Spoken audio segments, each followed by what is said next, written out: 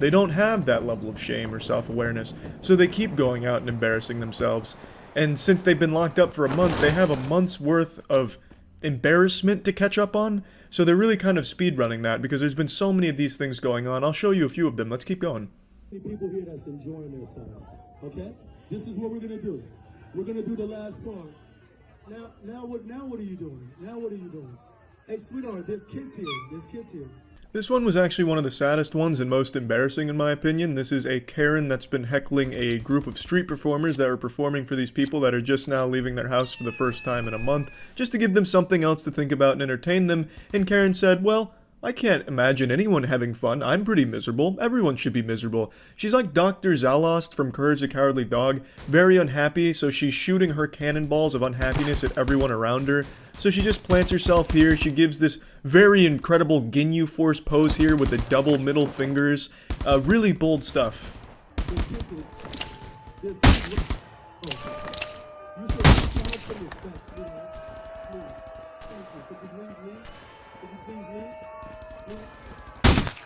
She refuses to leave. This is a 4-part TikTok video. I didn't even know TikTok had anything other than just shitty lip singing and dancing, so this was kind of an interesting surprise. And I like to bring attention to this. I know I'm no major fashion icon myself, but I do have to say I don't understand her sock decision here with the different links. It's like Titus from Final Fantasy X with his pants. She has a sock that goes up to her knee and the other one's an ankle sock. So that right there tells me that she just desperately craves attention, so she's trying her best to be unique and not like the other girls with her fashion by having different lengths of socks, which is kind of sad, but it also fits in line with what she's doing here, making herself the center of attention for no reason and at the cost of everyone else's fun.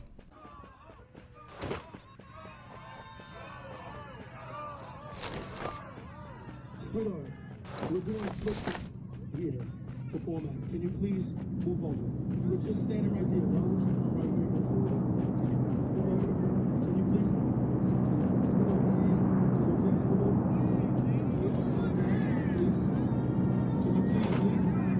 Can you please leave? Spoilers, she doesn't leave. She's made up her decision. She is going to ruin everyone else's day because her day and most of her days are apparently not very good. So she's taking it out on everyone around her.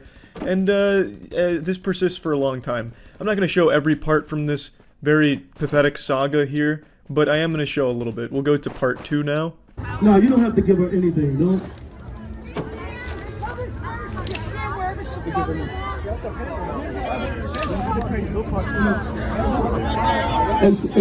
One of the mothers from the crowd is begging with the lady to please leave because they want to watch the show, and of course, the Karen refuses to do that. But what I find extremely interesting about this part, as you just heard, some woman in the crowd expressed support for what she's doing by saying it's a public square, she can stand wherever the fuck she wants.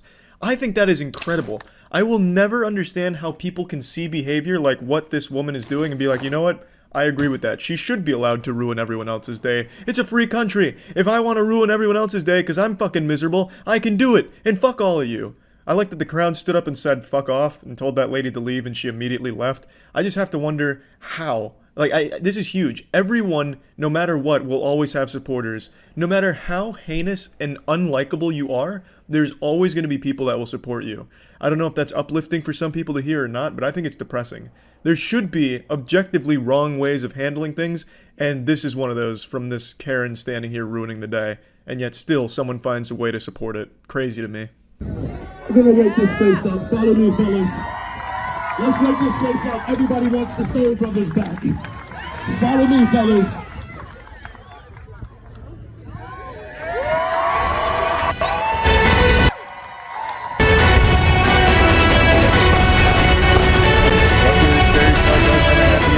Police show up and escort her the fuck out of there, which is great news for everyone there. It's pretty wild how long it went on for, though. The police had enough time to walk over there and get her out before she left. That's a long time of just making the atmosphere worse around her.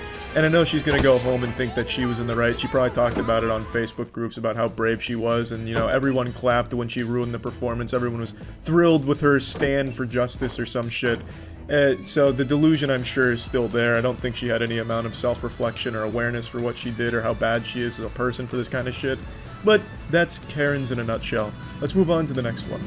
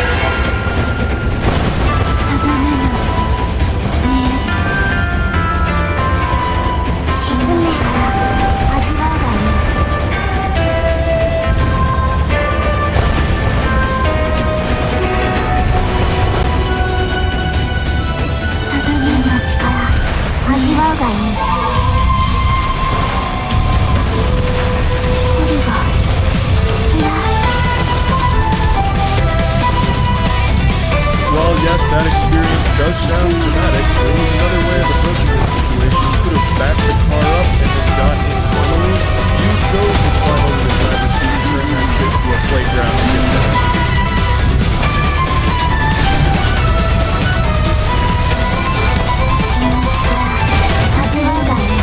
For some reason, these parents that spend the majority of their life on Facebook and reading 50 Shades of Grey fanfic still don't seem to understand that you can't sue someone for recording you in a public situation.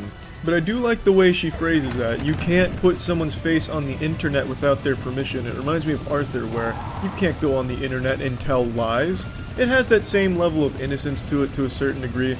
But I think it's time they finally get educated on Facebook instead of just believing in these fucking weird conspiracy theories and shit. To understand that, yes, it is totally legal to record in public.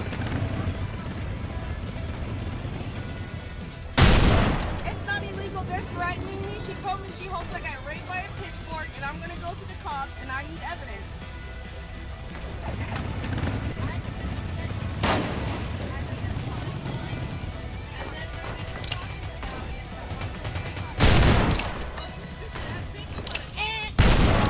I told you my boyfriend did not hit your car because if my boyfriend hit your car, you were gonna call the cops. Yeah, this shit is devolving into elementary school shit really fast, and the security guard clearly wants nothing to do with it. He leaves like a second after he just says, hey, can you guys just handle it, and he just walks away.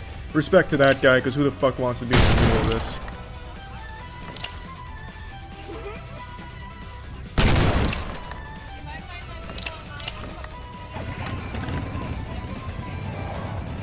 I do appreciate that threat right there from her. You know, that's some Xbox Live shit. My dad works at Bungie, and he'll get you banned if you steal my sniper again. It has that same level of energy, so there is a level of intimidation in there. That's pretty much where the video ends. It's just back and forth of just like baby whining, like baby raging at each other. I don't know. It's not even like insulting anymore. It's just kind of like actual whining. But yeah, all over a parking spot. Let's go ahead and move on to the next one. You're the one who put price thing on your car, you dumbass! Fuck you, man! I think there's something about cars that really tap into the primal rage receptors of the Karens, because a lot of the Karen outbursts happen around vehicles, so it's kind of like this catalyst for explosion among the Karens. It's very interesting. It helps channel their aggression and really bring it to the highest level it can be.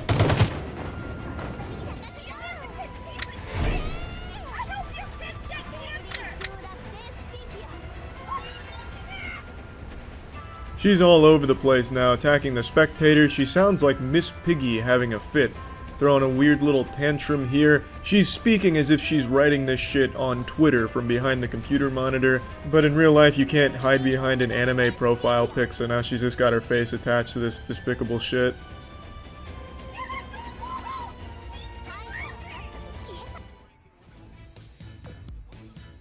What are you filming me, you sick fuck? Is that funny?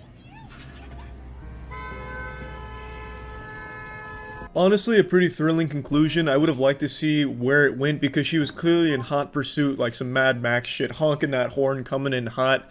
But unfortunately, there's no more to that video. But yeah, there's been a ton of Karen sightings and incidences over the last week or so. I just felt it wasn't necessary to show every single one. I think these kind of represent the general attitude of how it's been getting reacclimated to the, you know, Karen meltdowns out in the world.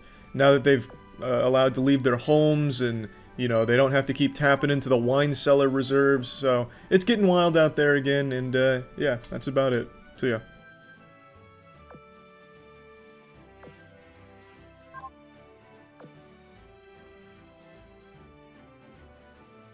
Nikado Avocado has set a new world record for YouTuber response time for drama. This was a pretty impressive speedrun. Within a few hours of my video being up, he had his entire response filmed and then posted this morning. So very impressive speed there. And there's a few things I want to talk about, so let's just go ahead and dive in. First of all, it's entirely in character. It's kind of like in the Suicide Squad movie where Jared Leto was constantly being the Joker, even off set, so he was sending his co-stars like used condoms and dead pig carcasses. That's kind of what Nikado Avocado has done. He is constantly playing his character. He has become the Joker of mukbangs. He is never out of character anymore, it seems. So this response is not him being genuine or taking it seriously. It's him playing his character and completely misunderstanding what I was saying in my video. He spends the majority of the 41 minutes of this response video eating, because he does a mukbang during it, and asking, who is this? Who are you? Does anyone know this person? If I had $1 for every time he asked, who is this, I would have enough money to afford 1,500 pizzas and do my own fucking nutty mukbang. I never really understood that perspective of, this person's not famous enough for me to care, therefore everything they say is worthless. He makes it sound like because he doesn't know who I am, everything I've said is completely irrelevant. And it's fine that he doesn't know anything about me. I expect that. I'm a fucking YouTuber. I'm an actual Z-lister, an internet content creator. I don't expect to go into a room and all of a sudden everything goes quiet as people drop champagne glasses that shatter on the floor because they're just blown away by my presence. Like, oh my god, do you know who that is? That's Charles White. Did you see his newest video where he was holding a rubber penis and throwing around a fleshlight? Holy shit, that's Charles White. I don't expect that. So I just don't really get why that's like one of the main things he keeps reiterating in this video is he doesn't know who I am. I don't know why that's such a strong point. Like, I don't know who this is. Do you know who this is? This guy's just so fucking, you know, not famous. Ugh, gross, not famous guy. Who is this? But anyway, aside from him constantly mentioning that, there are some things that he does bring up that I think are definitely worth talking about. But first of all, I'd like to say congratulations to Nick. It looks like his broken ribs are healing pretty well because he starts this video by stomping into the room. And I also checked his TikTok. He's been going kind of hard, so it looks like his broken ribs seem to be doing better now. Shivers. Fiddlesticks. Who is this?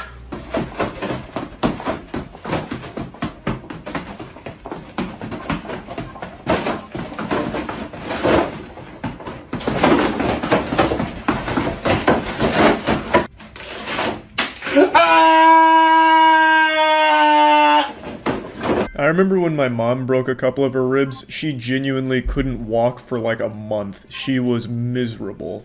But luckily, Nick seems to be healing at an accelerated rate. He must be like Wolverine from the X-Men, so that's good to see. In regards to his broken ribs, in his response video, he said I was completely lying and that his broken ribs had nothing to do with weight gain, which surprised me because I actually got that information from one of his recent videos. I'll just go ahead and play you the clip. And before you make fun of me, please try to put yourself in my shoes. I cracked my ribs. Bitch. Fuck this fucking air sack from coughing excessively for over 2.5 months and my obesity, all 350 pounds of force. Ouch! I didn't reach into my butthole and pull this out of nowhere. I got the information from him, so I don't understand why in his response video he makes it sound like I'm lying about so many things. Like he himself said his cracked ribs were the result of coughing for the last 2 months and his obesity, 350 pounds of pressure or whatever he said there. I didn't make that claim. I didn't make that up. It came from him, and you can just click on this video and it's right in the intro. So I don't know why he would say something like that in the response video. It also doesn't really sit right to me that in this response video he puts multiple advertisements for like going to his Patreon and stuff like that. It just shows that he doesn't really take any of it seriously. It feels like this response was just made to capitalize off drama clicks. Like, you know, I just feel like he's never serious anymore. It's always in this act, in this character. You know, I might as well plug something too, since I'm responding to it. Make sure you check out my second channel, Huge Charles, where I'm posting short content and exclusive shit over there. The link will be in the description below. That's Huge Charles, baby. But anyway, now to actually talk about the things Nick brings up that I think are very important to talk about. First of all, he talks about the people that went from my video to his to just be assholes. I always openly condemn this, and I should have again said don't go harass him, because it looks like people need a constant fucking reminder to not fucking harass people. You're not some kind of internet vigilante fighting for justice. That angry comment you left on Nick's video isn't going to help him. You're just being a fucking douchebag. And I completely sincerely apologize for overlooking the fact that I need to remind people how to behave online. I always hate, absolutely fucking hate. I've made 2 different videos on how much I hate when people go and harass people, but just from like YouTube videos and shit. It sucks. It fucking sucks. 100%, and Nick is absolutely in the right in calling that out. Now, with all of that out of the way, let's actually get into the fucking meat here and talk about some of the things Nick brings up. It's clear immediately that Nick misunderstood what I was saying in my video. I don't know if that's on purpose just for the sake of having like an aggressive response video for YouTube drama, or if he genuinely didn't understand what I was trying to say, but he makes it clear that he didn't get what I was going for right away. I don't have the right to exist because I happen to be a little overweight. I'm being attacked for my weight, for my appearance. Apparently, I'm encouraging people to eat unwell. Excuse me! I don't even understand at all where that last thing came from. I never made any point like that or even hinted at anything like that. I never said like Nikocado Avocado is a role model and he's encouraging people to eat like he does on camera. You know, I never said like, you know, these kids are gonna watch Nikocado Avocado and then all of a sudden they're gonna be fucking brainwashed by him. They're gonna go out there and order 10 large fries and then a gravy to drink out of a toilet bowl. I never said anything like that. I never said that he's setting some kind of example for people to follow. All I was saying is the success he found with mukbangs has reinforced his decision to eat this way. I was also never focusing on his appearance or saying he doesn't have the right to live because he's overweight. I don't know where these are coming from. As far as appearance goes, me showing his 2017 body compared to his most recent one was used to show what the food is doing to him. If he was skinny and eating the way he does on camera, I would have the exact same criticisms. Because even when you're skinny, you can be very unhealthy, which is a point he makes. I wasn't saying skinny is the gold standard. He also brings up some demons from his past that I didn't know about. I didn't get the full extended lore of Nikocado Avocado. I was under the assumption that he was healthier back then because, contrary to what he says in the video, I am very familiar with him. I've watched his content for a while. I've watched the transformation, but apparently I've missed some arcs along the way in his anime. He mentioned back during those days with the photos I showed he had an eating disorder, even mentioned a tooth rotting out, and that he generally didn't feel like he was healthy back then. And I didn't know any of those things. What I saw on camera was him eating healthy food, preaching about healthy food options and lifestyles, as well as fitness and stuff like that. So I was under the impression that he was healthy during those days, but maybe he wasn't. But he's also not healthy now. I'm not Nick's dad. I'm not here to slap the fucking cheeseburgers out of his hand or anything. I showed these photos because it shows a complete transformation from one body type to another, and it shows that there is still an eating disorder present. And I feel like it's reinforced by his audience on YouTube that encourage it, which is something he mentions in his videos from time to time. He says things like, you guys are doing this, and I think he's right. I think seeing those numbers grow and seeing those big numbers has completely reinforced the idea that in order to be successful, he has to keep eating this way, so he feels trapped to do it. That's the point I was making. It is a very unhealthy lifestyle. It doesn't have to do with his weight or his appearance, it has to do with what he's eating on camera and how often he's doing it. Take, for example, Matt Stoney. Matt Stoney will do these incredible food challenges. He'll eat fucking 20,000, 30, 40,000 calorie meals in a single sitting in under an hour for a YouTube video, and they're fucking awesome. That's nuts to butts action. Matt Stoney eating the fuck out of 20 burritos at a time, double fisting 1,000 tacos per hand. It's incredible stuff. And it's so much food and so many calories, but Matt Stoney does that once every few weeks, once a month maybe. Nikocado Avocado is doing something comparable almost every single day. Over the last week or so, he's posted a mukbang every single day pretty much. So he's eating these thousands and thousands of calories every day. It's very different, the frequency is completely different. Or let me rephrase this, it seems like he does it almost every day since he is posting them almost every day. Now I do know, at least on a few occasions, he's done multiple mukbangs in one day. And that's still a lot, that's still a ton. So the point is, it's very different. I'm not targeting Nikocado Avocado because of his weight or anything. I was talking about him in this whole situation because it feels like his audience has reinforced his eating disorder, which is taking a negative effect on his overall health. If Nikocado Avocado did not find success on YouTube and be known for eating such massive meals, he would not have gained the 200 pounds in 3 or so years. Gaining that much weight in that amount of time is not healthy by anyone's standards, no matter what doctor or what website you check. It is extremely rapid weight gain, and I don't think it would have happened had he not found success with this kind of mukbanging content on YouTube. He would probably not eat like this. And like I said, if he was skinny and still doing this exact content the exact same way, my criticisms would remain exactly the same. It is an unhealthy diet and an unhealthy lifestyle, as evident by the 200 pounds he gained, which is a lot in a short amount of time, and also the amount of times that he is crying on camera and breaking down. It seems like overall this content has led him down a path where he is unhealthy and unhappy. My focus wasn't look at Nick and all of this weight he gained, ewy. It was, how has Nick completely transformed over the last 4 years, and what role did his content play in that transformation? He is completely different now mentally and physically than he was 4 years ago. Nowadays he's known for crying all the time on camera while eating. It's become one of his big things, like a staple in his content. He is constantly breaking down and crying while eating, which seems like he's much more unhappy now. And physically he's completely different. He requires a mobility scooter now when he goes out in public. You'll see it in his TikToks, you'll see it in his videos.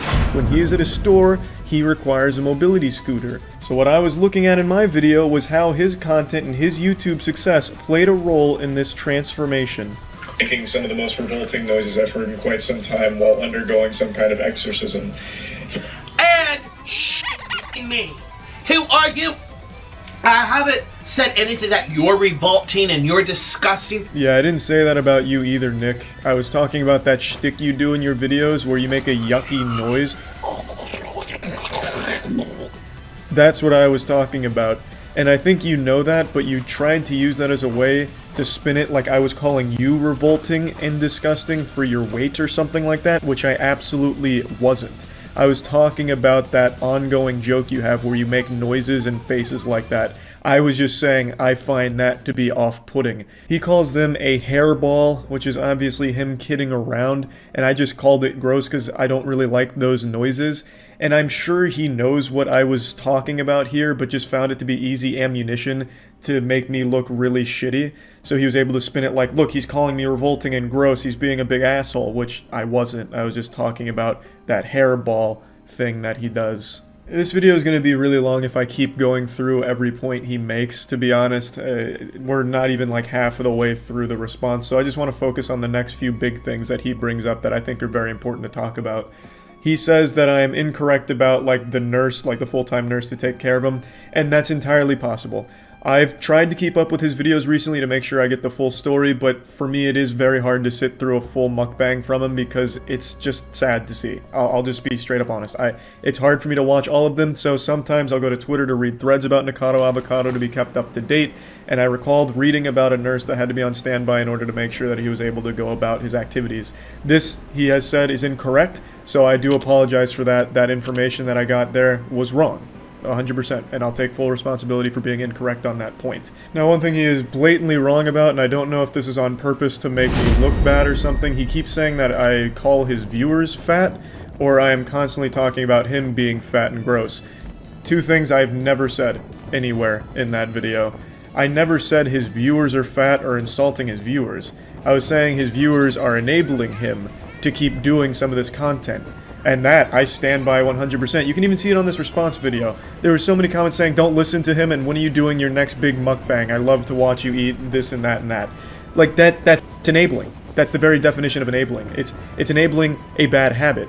And it keeps you doing these same things which have had a negative effect on your health. And that's not me all of a sudden saying all your viewers are fat pigs that are gross and yucky, ooh, cooties, yucky, gross pigs in your comments. I never said anything like that.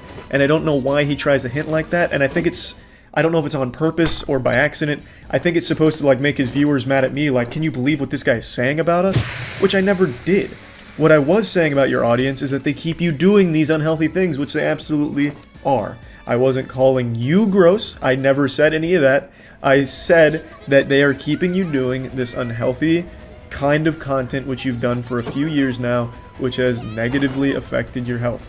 And I'll say it again, because that was the point of the video, and that was the point I was making. It's not all your audience's fault. You are making the conscious decision to continue this content and really focus on those numbers, but they do obviously play a role in it. The next thing he talks about is this machine that he's had in every thumbnail for like the last 2 weeks. He says he's actually had this since he was a kid and it's nothing new, unrelated to mukbangs and all that. Okay, fair enough. Let's say that's true. Maybe it is. It probably is. I don't see why he'd lie about it. But then why all of a sudden now are you putting it so prominently in every thumbnail and every title talking about being disabled and doing a disabled mukbang? Why are you just now showing this off then? It leads your viewers to believe that the situation's a lot more dire than it is, and you're doing it on purpose. You're trying to garner more sympathy out of the situation by having this machine here. It makes it seem like your health is on a really rapid decline. And I think the reason you're doing that is to get more views on it, because when people see that you're in distress, they want to see what's going on and want to make sure everything's okay. So if you truly have had this machine for that long, why are you all of a sudden now showing it off like this in the context of being disabled? So it's pretty fucked up. And I don't want this video to keep dragging on, so the last thing I'll talk about is the broken ribs thing, the subject of like his disabled mukbangs. As I mentioned, he's been kind of jumping around just fine. In this video, he comes stomping in, jumping around just fine. He's not coughing at all in this video, which he's coughed in all the other ones, and then like cried out in pain, like yelling about how much pain he's in. On TikTok, he's doing just fine, moving around, jumping, stomping. Either way, that whole situation seems to be all honky-dory now, so that's great. Anyway, I just wanted to talk about this. I feel like he completely missed the point of what I was saying with my video. I wasn't trying to call him all kinds of disgusting names or anything like that. I don't even know where he would have gotten that from. Maybe just a complete misunderstanding. I'm not sure, but either way, I still find the entire situation sad. His response didn't change my perspective on everything going on over there. I still think it is all a very sad situation. I feel like if Nikado Avocado was not a successful YouTuber, he would not be doing these kind of mukbangs or eating this way. I feel like that's only there because of the success he's found with these videos, and his response did not change my perspective on that. It didn't change my opinion on it, and yeah, that's about it. So yeah.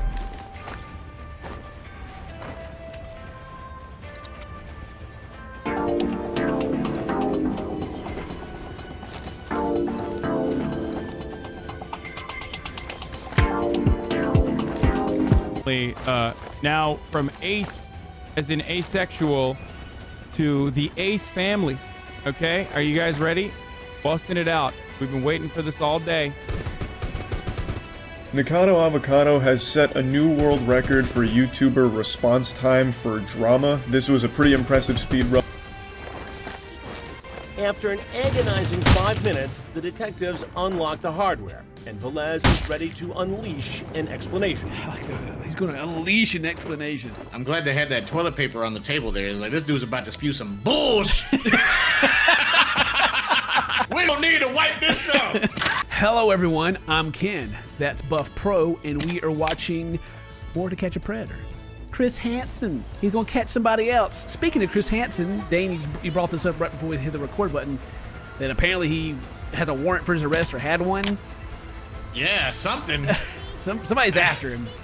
I don't really know what it was about. I don't know. I thought it was like, I just kind of skimmed over something. I thought it was like a harassment suit or something he didn't show up for.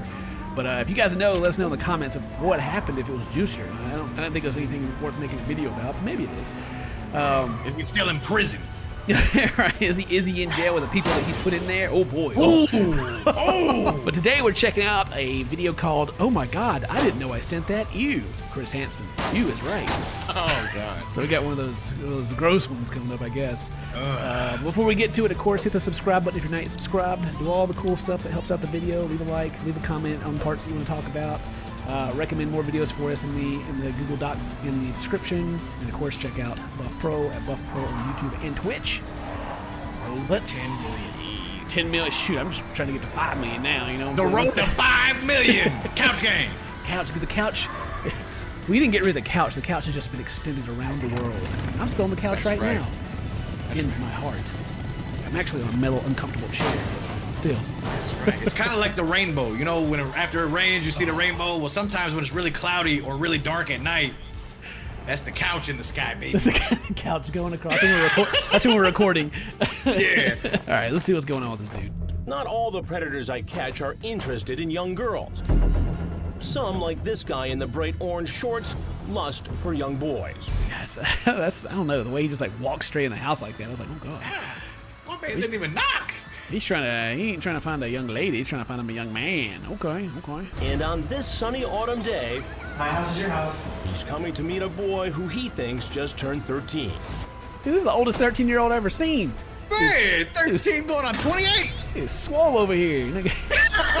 God dang. Jesse Velez. He's 28 years old. His screen name is Jose. He's engaged, and he's a general manager at a major sandwich shop chain. Oh, no! You think he's got your friends named Jared out there? Oh, oh no. Oh. He even sent a pic of his private parts and asked the boy to send him nude photos. But if that isn't shocking enough, what he asked for next will make you sick. I mean, make me sick? I'm already sick, dude. What do you mean? Exactly. That's the whole reason we even like go over these videos is because it's just like you can finally just rip into dudes and people and not feel bad about it. I'm already disgusted, absolutely disgusted. 20 minutes, few minutes in, the dude's like, "Here you go, click, click." Oh my god. Yeah, press X to doubt that this dude hasn't done it before. You know what I'm saying? He's like, "Oh, do you care that I'm 13?" He's like, "Nah, but let me tell you what I want to do." Yeah, right. All right. What's gonna make me sick? Tell me what's gonna make me sick. Just go ahead. Come live with me, LOL. You're kidding, right? No, LOL. How are you gonna explain a 12-year-old kid living with you? I won't. No one won't find out. No one won't find out. No one won't find out? You're right about that. Yeah. Yeah. True. Come live with me. Oh my god.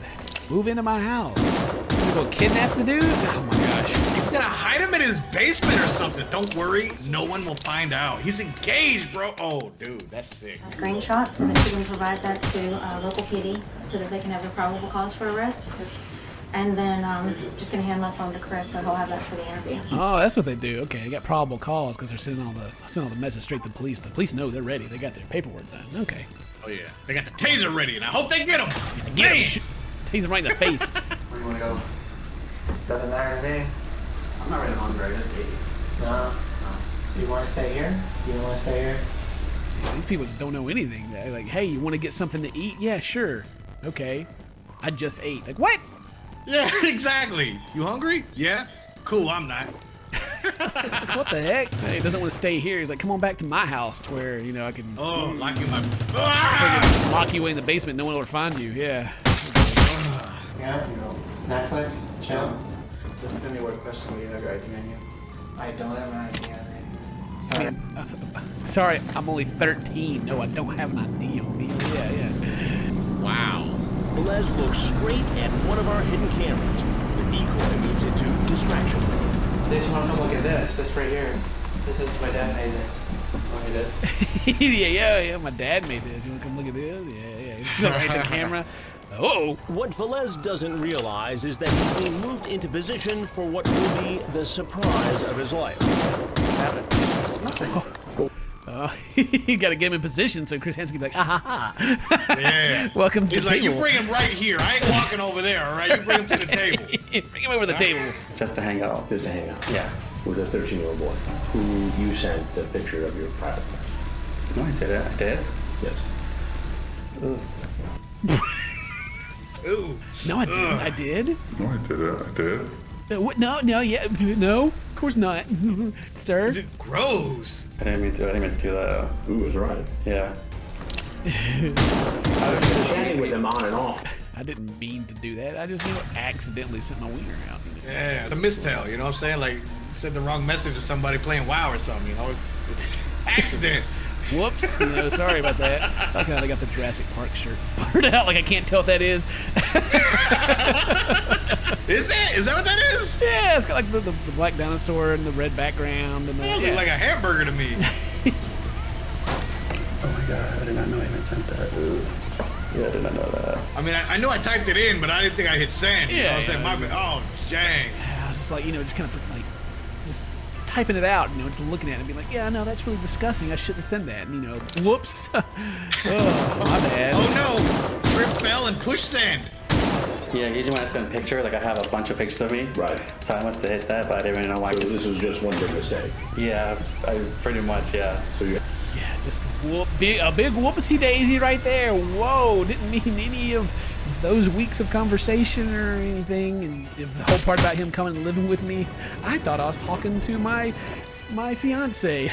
Right. Oh, wait. Ooh. Oh, the names are similar. I knew this wasn't my house. This is a different address. Wow, this is so strange. Oh my gosh. I can't believe I just walked straight in. I would even say like something afterwards, but I didn't even know I really sent that, to be honest. What is Honestly, I know it's for hookups. I really do know that, but I don't. You just asked him what Grindr's for? Yeah, he did. Yeah, I know it's for hookups, but yeah. Right. So I like to hang out with people. You know, you can get to know them a little bit. You know, that's about it. You know, I meet people from either 13, 17, 18, 30, even to their 40s. That's the real weird part. I hang out with old people, dude. Now, don't worry about the 13-year-olds. 40-year-olds. Yeah, it just depends on how long they stay in the basement without me getting caught. You know what I mean? Like, this dude is completely blindsided because he's just saying dumb stuff. I was about to say, this guy might be the dumbest out of all of them. I was gonna say he's gonna smooth talk as we had this, but even smooth talking, he's just talking. Yeah, exactly. I'm actually 27. Not true. At the time of our confrontation, Velez had just turned 28.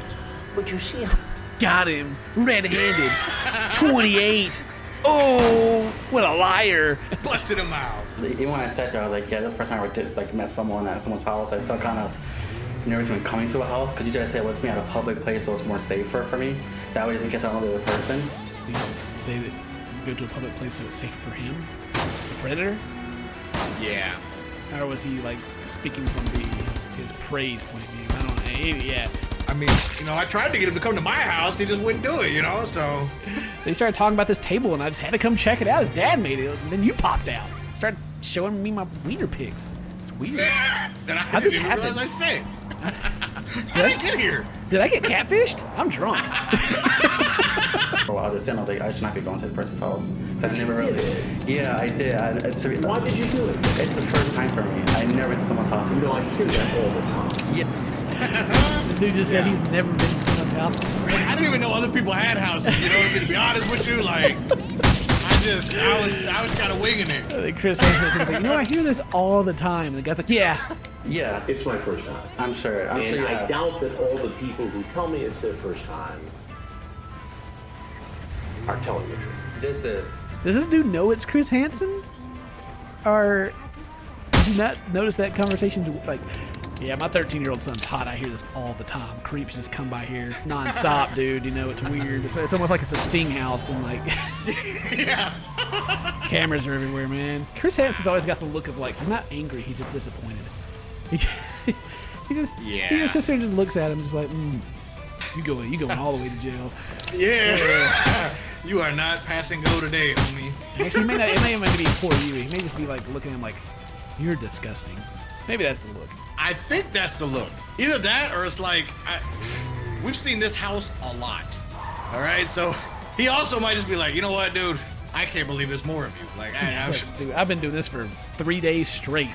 Yeah. You just keep showing up. Oh my God. You can look at all my conversations. I did not realize I sent that kind of picture. Even when we were chatting, I never said, oh, hey, do you want to have sex? Because that's just not the kind of person I am. I don't want to throw myself out there like that. That's not what I am. Yeah. You gotta have some self-respect, right? You know, that's not who I am. You know, he wanted it. Yeah. I just said top or bottom. You know what I'm saying? I was talking about bunk beds. You know, that wasn't nothing sexual. Come on. Yeah, of course. Pretty big age gap. It is, but there's nothing wrong with that because, to be honest, I have friends that are 16 to 30. We all hang out. You know, there's no drugs involved. All we have to do is drugs. Oh, okay. Now we think you do drugs. Yeah. And like it would be okay just because you don't do drugs, though. You know what I'm saying? Yeah. Like, where'd that even come from? Oh, at least you don't do drugs. Yeah, but we don't do drugs. And Chris Hansen's like, oh. Yo, was he just throwing his other 30-year-old friends under the bus, too? Well, he's over here at Mindy. He's got other. He's never done this before, but he has some other young friends, too. Yeah, and they hang out with his other 30-year-old friends. Yeah, that's why. Oh, God. That's why he wants to come up with the house so he can have his parties. No drugs involved, of course. You know. Man, I hope he gets tased real hard. I'm starting to think this dude is on a whole lot of drugs. Why'd you do it then? I don't know. I wasn't going to walk through that door. I really wasn't. Thank you for this actual experience, actually, because it's pretty interesting, actually. What was that? What just happened there? I think he just shouted out the show. Like, hey, yo, what's up with your boy? Thank you for getting me on the air, baby. What's up? Nothing really sexual or ordinary. Do you live by yourself? No, I live with my 3 dogs. This is the slow zoom. You live by yourself? I live with my 3 dogs. The zoom like, those are people. Yeah, exactly. Like, we all split people rent. do. You know what I'm saying? They're on the lease too. And I'm Chris Hansen. Okay. And you walked into it. Okay. So Okay. Oh, this dude's my favorite one. He just comes out the glasses, he's got the camera like, yeah. Puts it all up in his face too, like, what's up? If there's anything else you want people to know. I'm not, we gotta try to cover his face. Little kid. I'm not. That's not who I am. Let me cover my face. Hey, you see this ring right here? Engaged, okay? Gonna start hitting some of that Captain Planet stuff, like Earth. You know what I'm saying? Trying to escape. Go Predator! Oh yeah. I'll talk to you in private if you like. I mean, I'll answer any questions for you, to be honest, because I'm not. Well, you have. This is not what it seems to be. Can you turn the cameras off, please? This is super embarrassing. Yeah, it should be. All right. You should be very embarrassed and ashamed of yourself. Okay? Exactly. I want everyone to know that's actually seeing right now. It's not what it was. I was to hang out with somebody, nothing sexual to that nature. It may seem to other people it was, but to me it's not. I wish Chris would just stop and be like, actually, here's what you say. Hey, this is where you sit your wiener again, and But you have to count on this right now. I'm walking to my house. And what? I'm not walking to no one's house ever again. This is the first and last time we're doing that. Oh, well, come on, man. They're gonna let you out eventually. It was the first and last time I'm ever visiting anyone's house. I'm staying home with my 3 dogs for the rest of my life. What's the lesson here? Don't walk into no one's house that you don't know who actually even lives there. That's to be honest. Don't do the same thing to other people that you wouldn't want them to do. Dude, that is not the lesson here. What? At all. You just hit him with the golden rule? He's like over here, like playing. Is he becoming the victim right now? Like they did me dirty. How could he? How could he betray me like this? The lesson is don't set up sting operations in 13-year-olds' houses. He's not really, he's young. He lied. My heart's It's gonna be broken. confusing to him. How about watching football? I'm not a sports person, believe it or not. Don't like How sports. about watching Netflix? I was. It was just today was just a day that just you know what? Let's just go hang out with my real quick. Today I was just like, you know what? I just want to go be a pedophile today. Yep, that's what I want to do. And he walked right out of his house, and now he's busted for it, and he's talked in circles. Yeah. He's like, I wish somebody was in my basement that I could talk to. Let me go. Yeah, I trying to get him to move in with me and everything, but you guys ruined that. It broke my heart. I'll never ever do this ever again. Walk to someone's house. I appreciate it. Nothing bad out of this. He's smiling as he leaves. Could he be thinking he just dodged a bullet? Oh, yep. Thanks, guys. Appreciate it. Yeah, shake my hand. Chris Hands over there, like with the hand sanitizer. Oh my god. That dude's over there thinking, talk my way out of this one. See y'all. Good job. Take it Pat easy, myself on the TV. back. Get out of here. Whew. Through the police department, we'll just later. Right after. Got him. Like he walked out in the garage and he was like, wait a minute. This is not the exit. This isn't where I parked. This is a trap. This looks strangely like my basement that I trap people in. Oh my gosh. I'll explain everything this time. Our garage cam captures the arrest by the Fairfield cops. Am I under arrest? Nah, bruh. Nah, just all the police and the cameras are here and the cuffs are on you. Nah, dude, you're not under arrest. What do you mean? For what, man? You know what I'm saying? Jeez, like you did anything wrong. Yeah, wow, big surprise. Still trying to talk his way out of trouble. I never even robbed a bank before. Oh, I just robbed a bank. I've never done this before. If you guys could just let me go, that'd be fine. Right. I've never shot Sorry, anybody that was just- before, Yeah, that's just my first murder. First time, actually. Whoops. You wouldn't believe it. After an agonizing 5 minutes, the detectives unlock the hardware, and Velez is ready to unleash an explanation. He's going to unleash an explanation. I'm glad they had that toilet paper on the table there. Like, this dude's about to spew some bullshit. We don't need to wipe this up. I meet with a lot of people on that website. Numerous people on that website. We'll go hang out, and I actually still talk to people from that website that. Oh, good. Can you give us some names and we can see if you hooked up with any of them and had any intention of doing anything sexual? Yeah, Yeah, exactly. The context of all your whole conversation. Jesus, yeah. Get that toilet paper out. Yeah. wipe it up. Yeah, exactly. Actually made friends with. I don't have any friends. I have no friends. So he got on the website and he made friends and he still hangs out with, but he doesn't have friends. Well, they're still in the basement. Dude, we don't see each other as much as we used to. Okay. I mean, he works a lot, I work a lot. I know some people look at me like, okay, you're going to this guy's house to have sex, aren't you? That's your whole intentions. No, it's not. He's got a fiance, but they don't see each other anymore. Is that because he's trying to distance himself from what you're doing? Is he aware of it or something? Yeah, like. Oh gosh. Hi, I'm a child. Just to be sure, are you a child? Yeah, I'm a child. Okay, let me share with you all these disgusting things. And in the middle of Gee, Chris Han's got the face. That's whenever people go by my streams, they're like, "Ken, you look so mad and tired." And I'm like, "That's my actual face." But this is what my actual face looks like. I'm just like. Velez won't be dining on submarines anytime soon. Just the usual prison fare at New England's biggest penitentiary. Man, they even threw out the subways. You know, we know where he works too. Oh, yeah. And the subs is just getting shanked. Hopefully, god dang. I hope you guys enjoyed it. If you got more, recommend. Let us know. Thank you guys very much for watching. If today's your birthday, happy birthday. Stay toasty, my friends. I love you more than I love Subway sandwiches. Because they're gross, and they did a DNA test, and the tuna's not even tuna. It's just like nothing. I don't even know what it is.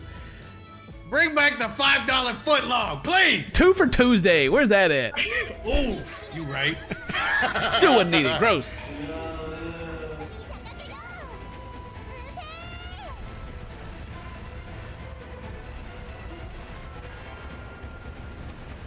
What do you think should happen to you? Sir, I'm not like that and a bad guy. Yeah, Mama. It just goes to this. Yeah, I'm not a bad guy. Hello, everyone. I'm Ken. This is Buff Pro, and welcome back to Catch Predator. This is Hanson versus Predator. Oh, it's actually Hanson versus Predator, I guess, but Catch Predator, whatever, you know. This is a former mail carrier sting. He delivers your mail and creeps on you kids. Oh gosh. Bleh. So yeah, he's gonna get caught and go to jail. What is his name here? Let's see. And this 40-year-old guy thinks he's going to cuddle in bed with a 13-year-old girl named Bailey. He's 40-year-old dude. But in a few minutes, 40-year-old John DuPay will find out that this hookup has no happy ending. Ooh, all right. Yeah, 40-year-old John DuPay is coming over to visit the same house that, same girl that's been throwing them all in jail. Heck yeah. That's right. Get them all. Please do. Man, it's so crazy they've been able to make so many series or so many seasons out of this show. Yeah. It's nuts. But anyway, if you're not subscribed yet, please hit the subscribe button. Trying to get to 10 billion. Actually, we're trying to get to a billion. All the subs. Ooh. There's not even a billion people in the world, Dave. We're going to get to that number. Let's do it. A billion. I feel like people in the comments right now like, Ken, there's way more than a billion. There's only, no. We don't care about the rest of those. Nah. They don't got the internet. Well, leave a like, do all that cool stuff because it helps out a whole lot. And also, you can check out Dane at Buff Pro on YouTube and Twitch. And so, yeah, let's roast a Predator. Couch Gang versus Predator. Couch Gang versus Predator. Tase him. Got him. DuPay contacts not one, but two of our decoys. One we'll call Brittany and the other Bailey. Not only is he a predator, he's two-timing. And he's a cheater. Oh my gosh. Can't even with this dude. This phone call will creep you out. Hello. Hey, you. Hey, baby. Oh. Yeah, I'm creeped out. Okay. Yep. Chris knew. Hey, baby. The text messages he sends are even more disturbing. He calls the youngster baby. DuPay likes to be called Boo. Oh, God. Call me Boo, all right. Baby and Boo. Okay. Gross. I'm all fresh from the shower. I wish I smell your body, baby. Baby, I think it's gonna be amazing for me and you when our bodies are touching and I'm inside you and we're kissing. OMG. Oh my God, no. Oh yeah, tase him. Please tase him. Oh my gosh, I hope he gets tased. DuPay uses fake names like John Santoro and Johnny Connecticut. He's a former mail carrier and says he worked as a package handler at UPS. Now I'm gonna be out here like second guessing the guy that drops some packages off the door and be like, wait. I know. I'll be judging every UPS guy. Is your name John, by the way? Says he worked as a package handler at UPS. He claims he's 30, but he's actually 40. Oh. He doesn't want to seem too old, because 40's too old, but 30 may be acceptable. Yeah. 40, I guess, is granddad. Hello. Hey, boo. Who are you? I'm outside. More than a Oh my God.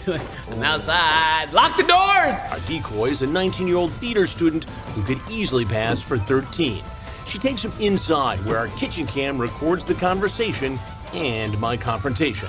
I like how they throw it in the butt like that. She's 19, but she could easily be confused for a 13-year-old. So, poor girl. Yeah. I want to know what kind of work the Leaf cam's done. You know what I mean? The Leaf microphone? Yeah. In our sting house, we've hidden more than a dozen cameras. We've even placed a microphone underneath a leaf. We've even put a microphone under the leaf. Wow! I can hear that leaf rustling. Presents. Show me. Presents. Chips. Yep. Nice. This hairdo, man. This dude's whole demeanor is just creep. Creepazoid! His whole, like, what is it? What is his hairdo, man? I don't know. It's like he gelled his entire head and then, like, just flatly brushed it and stuck it up a little bit. Yeah, you gotta get like the tips, like, all right, you gotta face the tips left, all right? Oh my God. Is he like, maybe it's a comb over, maybe he's kind of bald and it's like got the long in the back and he's combed it over, you know? Oh no, I don't want her to see I'm 40. I'm only 30. I'm 30, girl. I got some chips. And she's like, I'm ready to run to the back here. Let me just stand there. Or maybe she's blocking the doorway so he don't look back there. I don't know, like, this is a small thing right here, but this one camera they use, it's like looking, this camera, it's so orange. It is. Somebody set the white balance on that camera. Jesus Christ, I got so many cameras, and then they came and freaking set this one camera up right. Look at that. Blah, blah, blah, blah, completely different. I reckon it's like that on purpose, make it feel like hell or warm. I don't know. What kind is it? Thank you. She asked for. Like, she doesn't actually accept anything. He's just like, You see these? You see? I got that good stuff, girl. I got that juice. Yeah, that cranberry. Of course, I got Jesus around my neck because I represent no Jesus. Look at the look on his face too. He's like, yeah, girl, shoot. Hooked you up. You know your boo did it. Yeah, I'm really nervous. Why? I don't know, I've never done this. Have you? No. So what do you want to do? A hug? I don't know. Yeah, Dipset. A hug? Oh God! Chris, please! Yeah, she's just thinking, all I want to do is tase him. Hey, boo.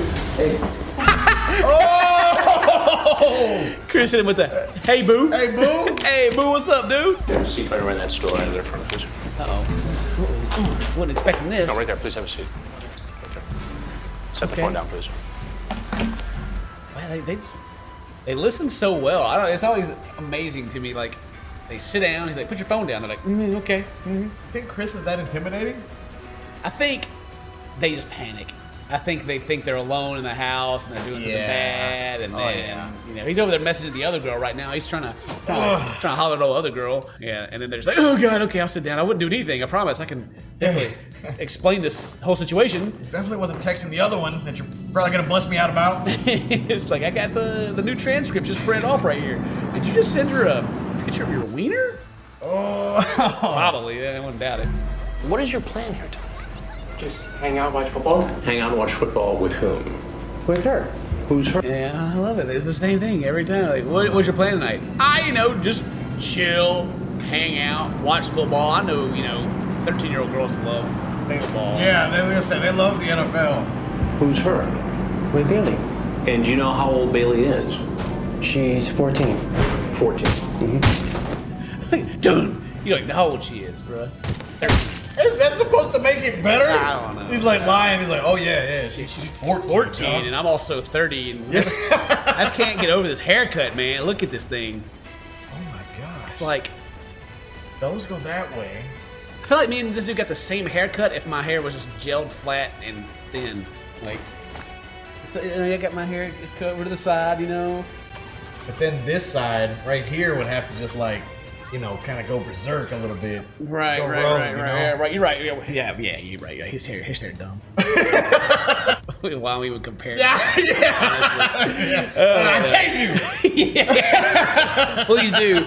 She told you she's 13. Not that that matters. Mm-hmm. How old are you? 30. 30.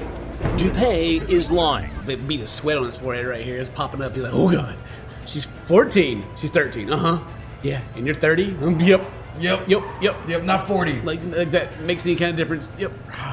Doesn't know is that I have all the transcripts of his sordid conversations with minors. But I'm curious to see if he'll cop to his intentions. Okay, Chris, like, I know all everything that's going on, but, this guy's, like, going along with literally everything so far. Maybe he'll just admit to everything. Let's see here, Make it easy for the cops. I mean, we just hit it off, friends. You hit it off with a 13-year-old girl. We were just talking. We were just talking, man. Just talking. Oh, my She God. like Cheetos. I like Cheetos. We need to get, like, the bingo card out here. Just talking. Mark it off. Yeah. Every single time. Just talking. Well, now you're here. This is more than talk. I know, we just came to hang out. I brought... What, get a hug? And watch football. Watch football. Yep. Yeah, get a hug and watch football. Dude, I like his hug, too. Give me a hug! It's just like, whoop. Nope. Yeah. What do you do now? Nothing. Besides go online and try to talk to young girls. I don't try to talk to...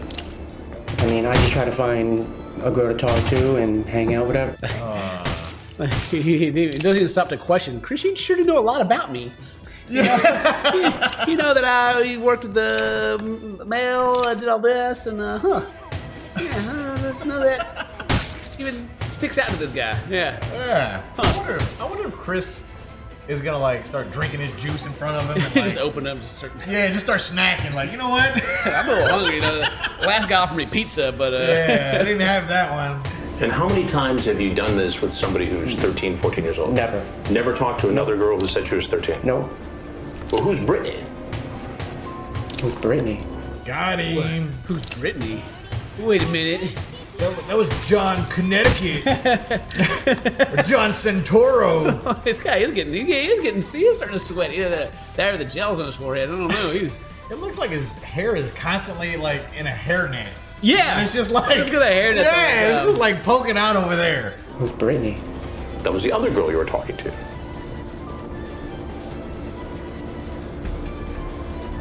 What was this? the little gear in his head's like. Play dumb. Play dumb. Like you had to actually think about like, wait, did I forget about another girl? I don't know. Don't tell Bailey, all right? I ain't cheating. Within the last few weeks?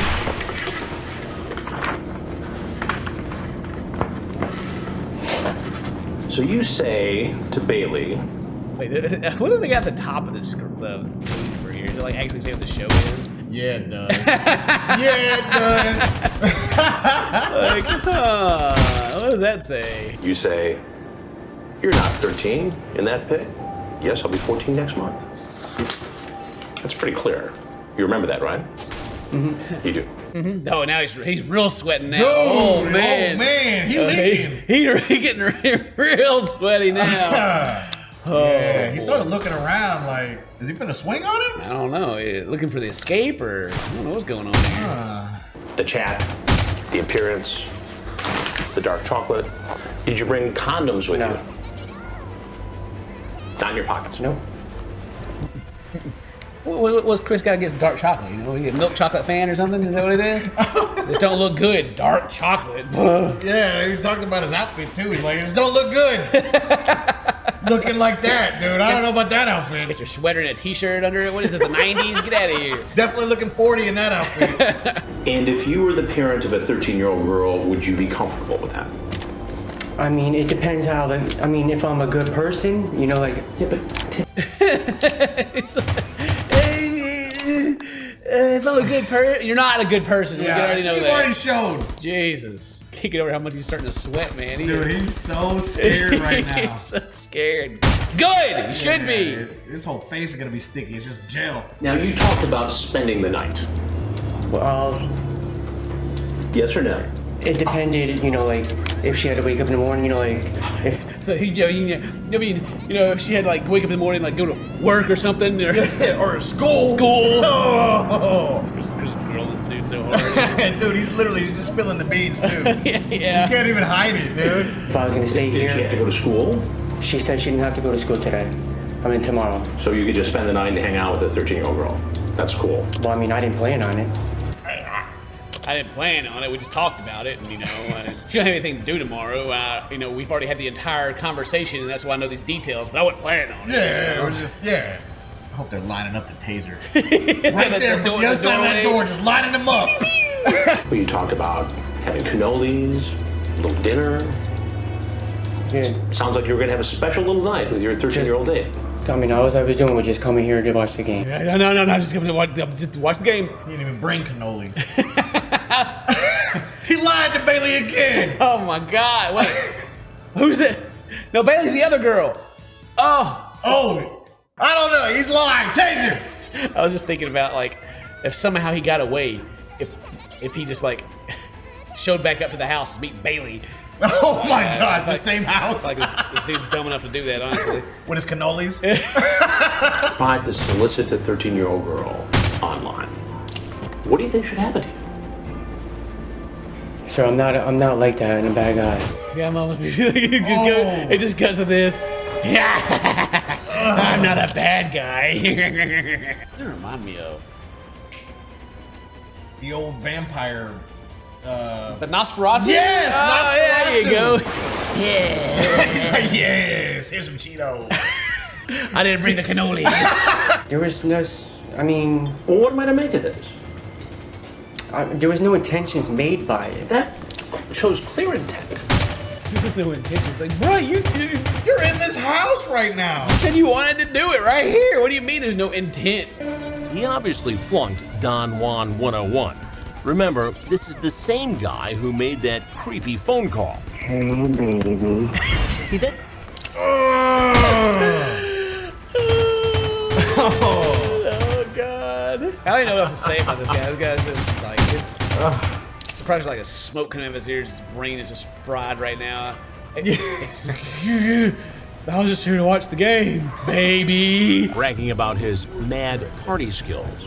And then you talk about that you and a bunch of people snuck into a mansion. This dude don't have any friends. I was gonna say, He's just making up stuff. Hey, man, you don't know nobody with a mansion. I'm a mad partier. Look at me. I get invited to all the parties. I show up in my hairdo and everything. I'm a hit. Yeah, I bring hairnets for everybody. For days. Where was that mansion? That was a while ago. How long ago? Maybe 8, 9 years ago. Oh, so it was a long time ago. Yeah. Well, where was that? Oh, where was it? Long time ago. yeah, back when I was 30. Yeah. Yeah, I partied back a lot when I was 30, breaking into mansions and just living there for days, You know, me and my homies. They're still there right now. We can call them up, it's cool. They got cannolis. Well, I don't know what a cannoli is. I don't either. Yeah. We've been saying it this whole time. What was it? The cannoli. Cannoli. 2 ends. Oh, it's like a little, yeah. Okay, a little, looks delicious. Little cream-filled burrito. Oh, they're pretty big. Okay, you got a while for cannoli. God, there's ASMR for it. Oh! Ooh, man, We should ASMR cannolis. ASMR's.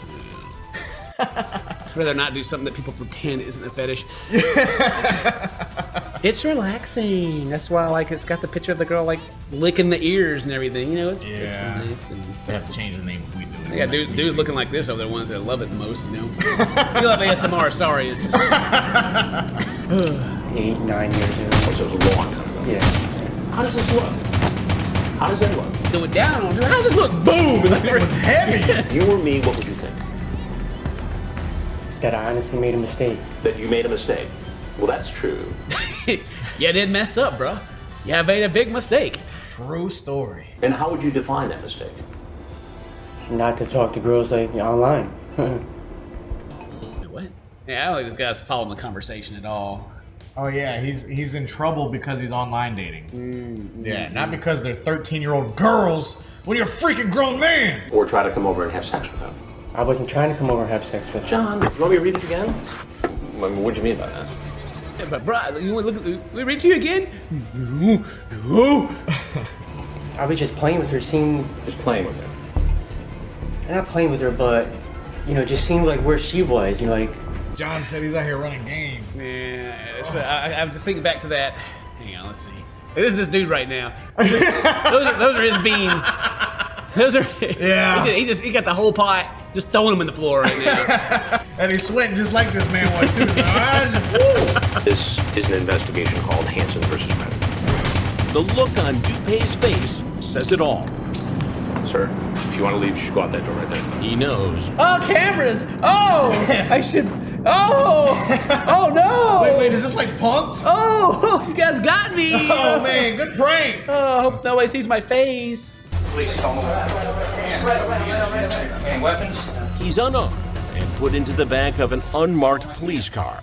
Oh, got him! Yes, get him! He's gonna get time, yo. Oh my God, please! Cam shows him being hauled off to police headquarters where he's booked. Oh man, look at this shirt he's got on. Look at that, like nines on it. What is this? That's what they gave him. That's how long he stayed in jail. Yeah! How many years, baby? The 9s. Where he's booked, fingerprinted, and poses for a mugshot.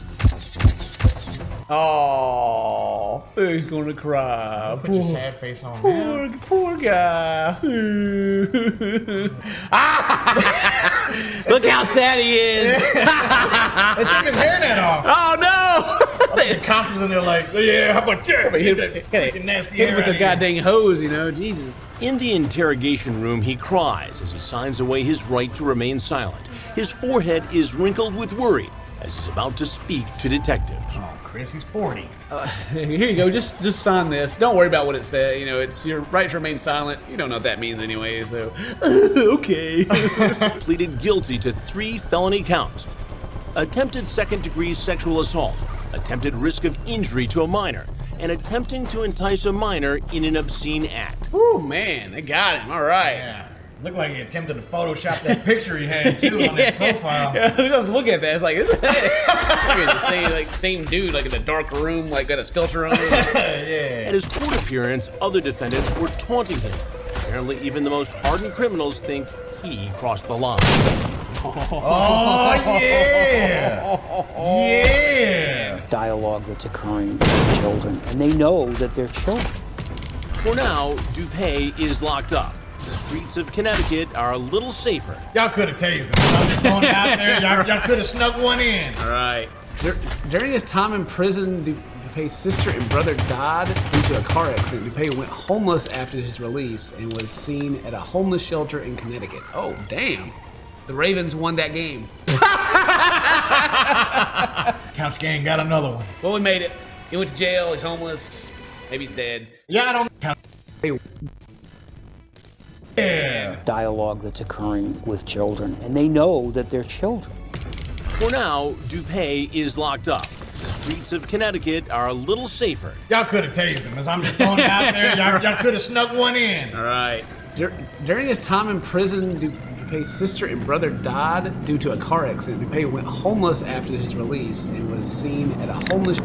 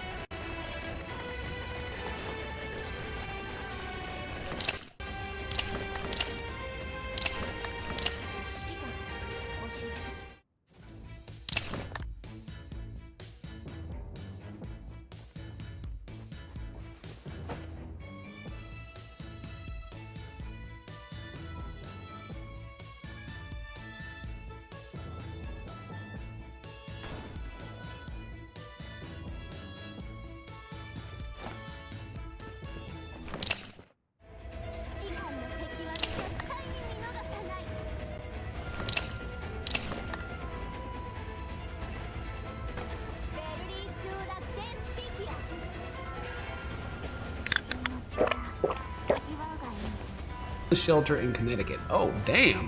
The Ravens won that game. Couch Gang got another one. Well, we made it. He went to jail. He's homeless. Maybe he's dead. Yeah, I don't know. I really don't know. If he survived prison. Damn it. Anyway, today's your birthday. Happy birthday. Say to your friends. And I love you. Got him. Next one's getting tased, though. I hope so.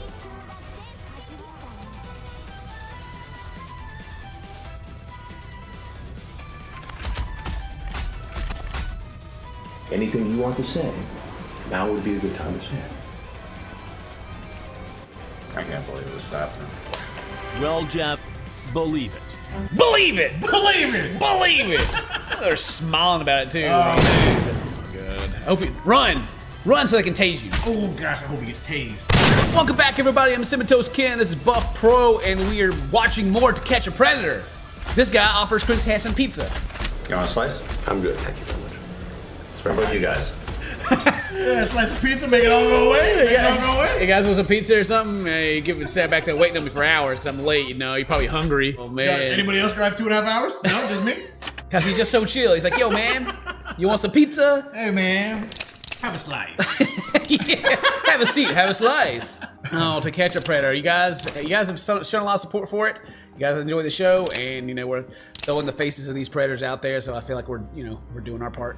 So heck yeah, we're doing it. Anyway, if this is your first or fifth video, hit the subscribe button. Appreciate it. You know, we always say, like, 10 million. 10 million's a long way away. Maybe we gotta, like, do like they do on your New Year's resolutions. You gotta, like, shorten your goals. We're almost to 4 million. Let's be 4 million gang for a bit. 4 million. 4 million. It's right around the corner. The big goal is 10 million, but almost 4 million subscribers. So thank you guys very much for the support. Appreciate it. If you want to check out Buff Pro, check him out on Twitch and YouTube at Buff Pro. Let's watch it. Do you find the house okay? No, because it's really dark out.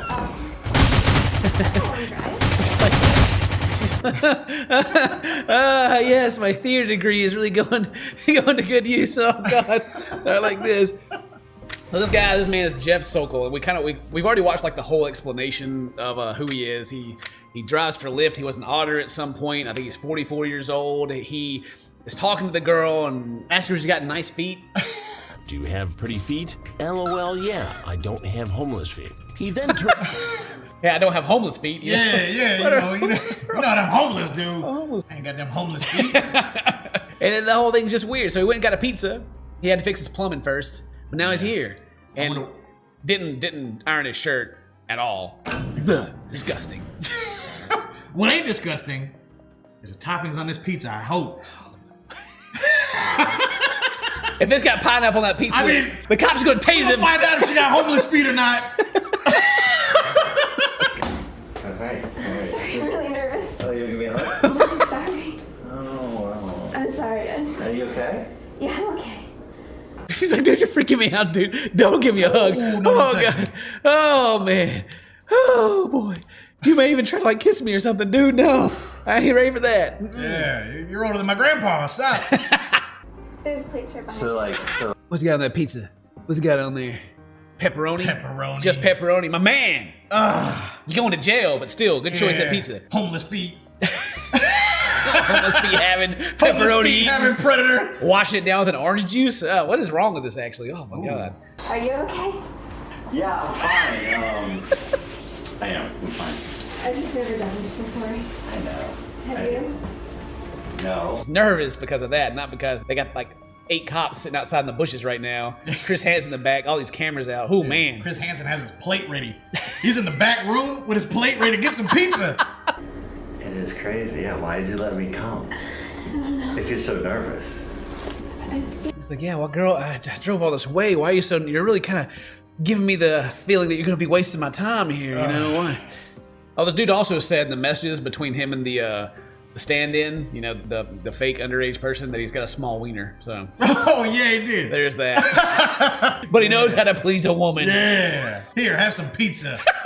Are you pleased? You know, someone that I'd like to meet, and I wanted to check out the situation. You know. He didn't drive all the way here for that, you know. Yeah. Maybe he saw the camera. I don't know. He came out here. just to get to meet you. Or maybe he's like, oh, you're nervous. Well, no, it's okay, girl. We're not gonna do any of that until after you have this vodka. Oh my gosh. Ugh. Ugh. I hate him. Yeah, of course. He's on the show. You gotta hate him. I hate them all. They have dark hair. Did you? My hair just, it lightens up in the summer. And, no, I'm not saying. I mean, I think you look don't great. like it? I think you look great. I'm just saying, like you look different. Well, you know, you do look a little different in the pictures, you know? Ooh. You know what's going on here? What's that sticking out of the cupcake? Is that a camera? A camera? I feel like in the back of his head, he's got that sixth sense that he knows. Yeah. He knows. Something's just off. Something just ain't right about this. You got like freaking curtains for doors, you know? You look nothing like your picture. There's cameras everywhere. You ain't taking one bite of this pizza. That's the real thing. You ain't even tried a pizza. What kind of pizza we have tonight? Who's this? We'll get to that in a minute. Who are you? Who are you? Who are you? Who are you? Who are you? Is he have his own pizza? I didn't know he didn't bring his own pizza. Did he come out there with his own pizza? That's his plate. he got his plate. Chris has come out there with a small, you know? Yeah. They are different in size. Look at that. Hanging out with whom? With her. Who's her? I want to know who you are. I want to know a little bit more about you first. This is a little Chris Hansen looking a little. He got a little belly going on. You know? He's been eating that pizza. Yeah, this dude's over here just like, who are you? Who are you? Who are you? No, who are you? You. No, you. Tell me who you are. I want to know you. No, but I want to know you. Normally you're supposed to respect your elders, but I don't know which one's older right now. You go first. No, after you, I insist. Can I eat first? Sure.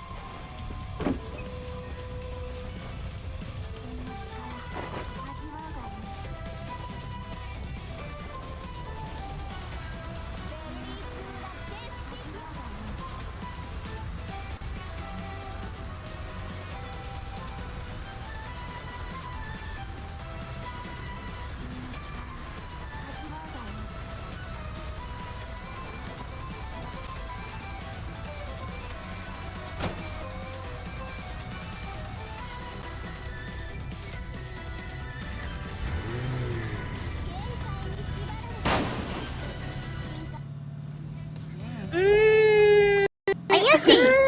あ、よし。ねえ。じゃあ。じゃあ、ボンよし。よし。You're dead. You must be dead. もう死んでますね。わー。デッドです。あ、悪い字。悪い字。悪い字にグンバ。あ、グンバって言うんですね。グンバ。グンバ。グンバ。グンバ。クリボー。クリボー。クリボー。クリボー。in Japanese. That's 乳首。I wanna call it 乳首。That's not right. 乳首。 No, yeah. 乳首。Complicated. Everywhere is complicated. 乳首。今乳首って言ったの？深掘り大丈夫です。Let's start. Let's start. No, yeah. クリボー。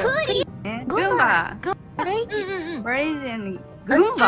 あ、グンバ。死んでますね。わー。デッドです。あ、悪い字。クリボー。悪い字。悪い字にグンバ。あ、クリボー。I wanna call it complicated. クリボー。Okay, okay. Calm down. Please.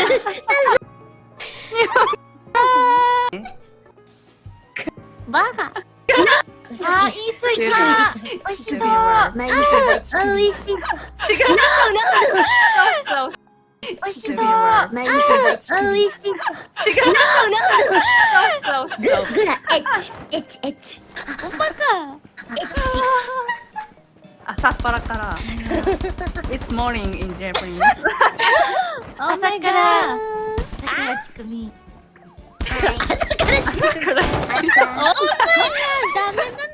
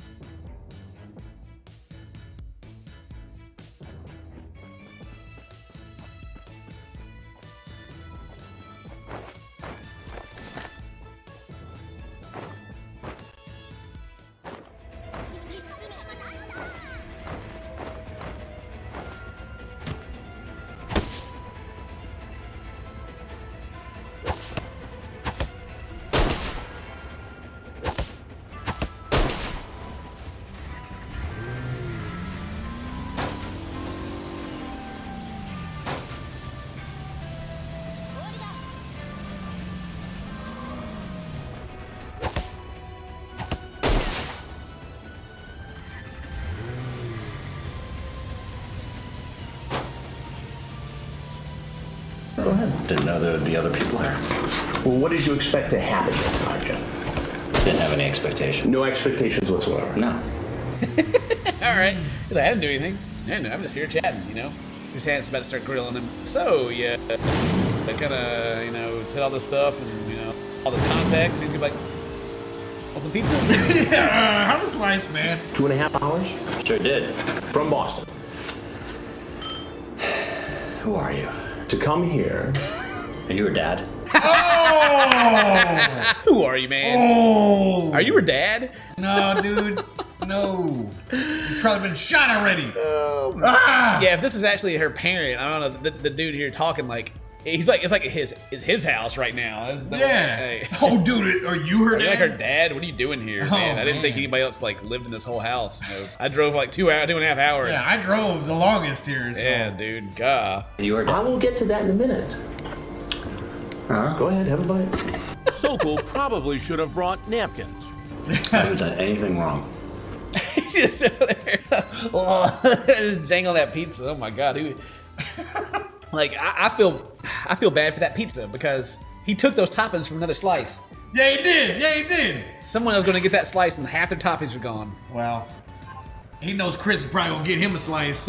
What's wrong? What, is that against Coming the law? to meet a young girl? Yeah, is that against the law? It is after this chat.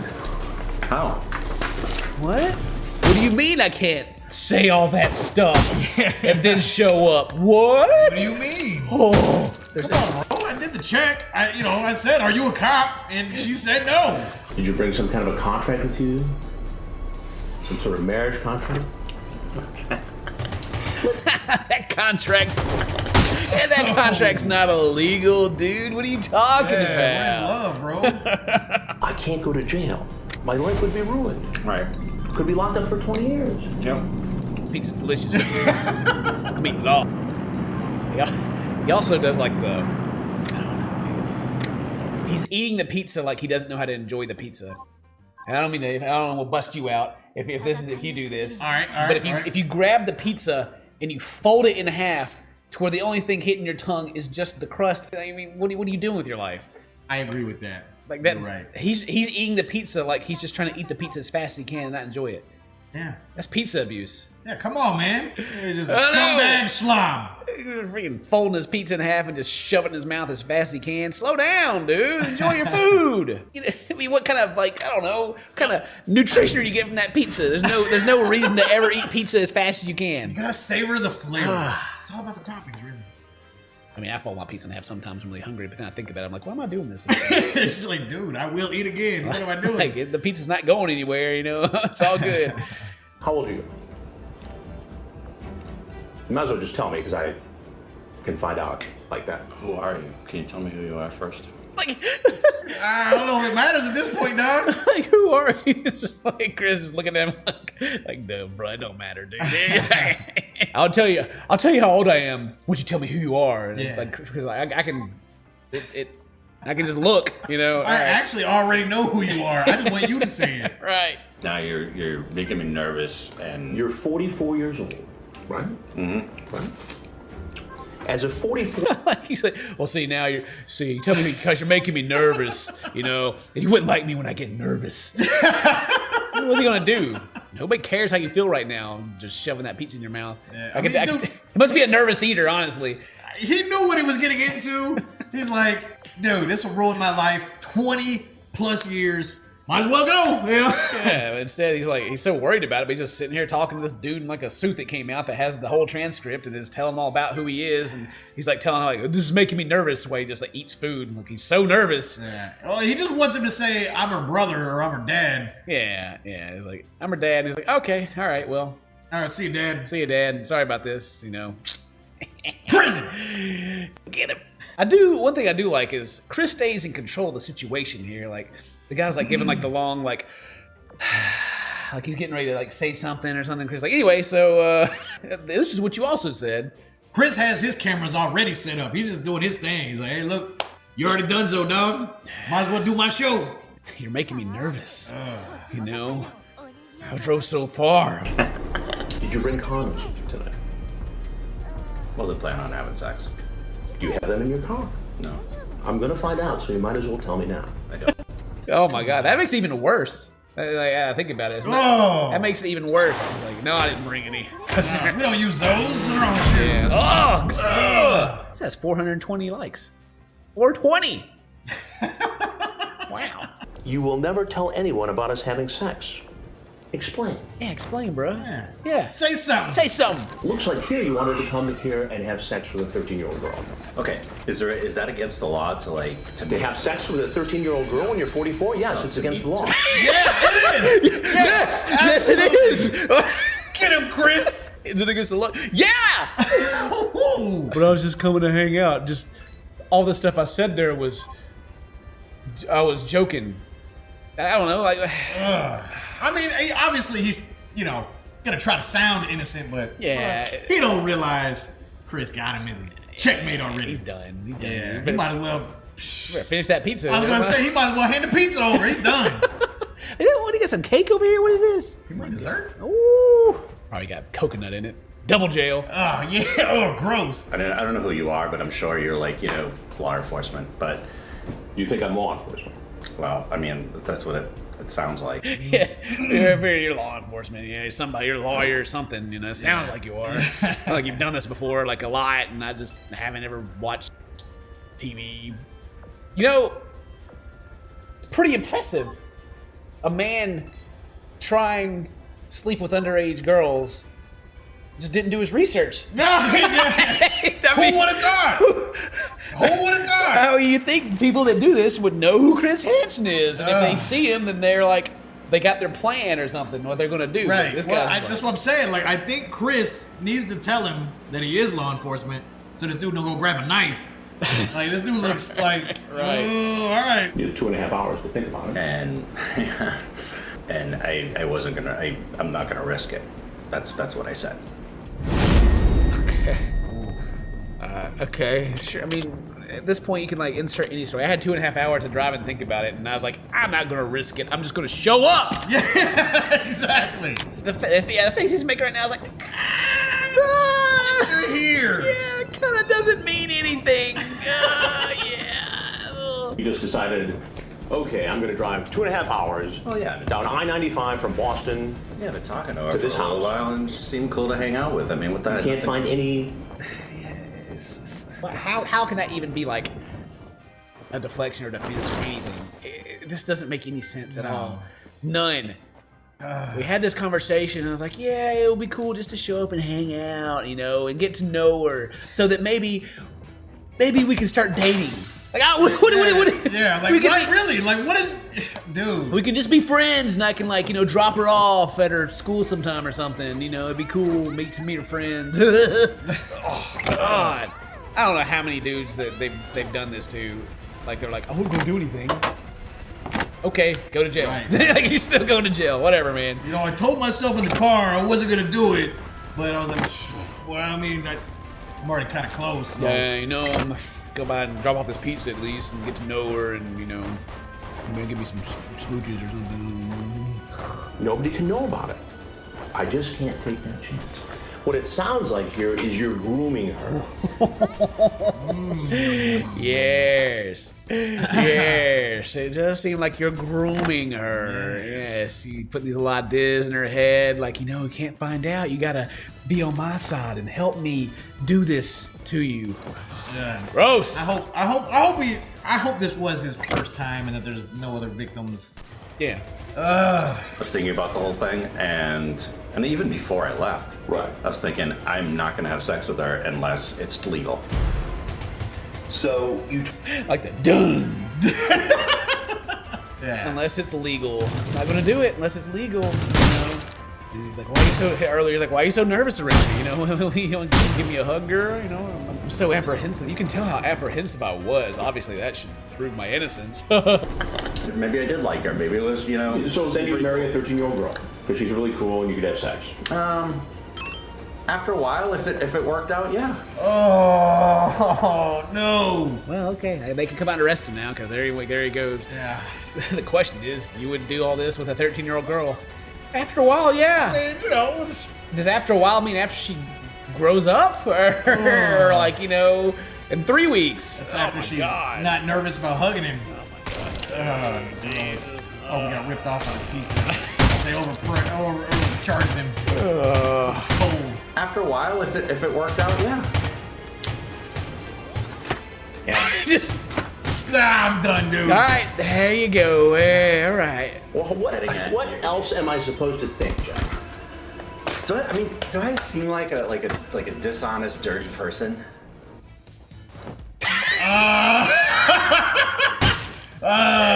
Homeless feet. Homeless feet. That's all I got to say. Just him saying that, then Chris Hansen's face just like. Is that a joke, dude?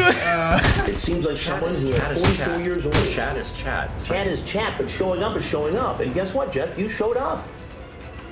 At a home. It's the same thing that the Mickey Mouse do. It's just talk. Yeah. It's chat. I can say whatever I want on the internet and not be held like accountable for anything I say. Oh my God. No, that's not how that works. Oh, I didn't know. I said all that stuff and then.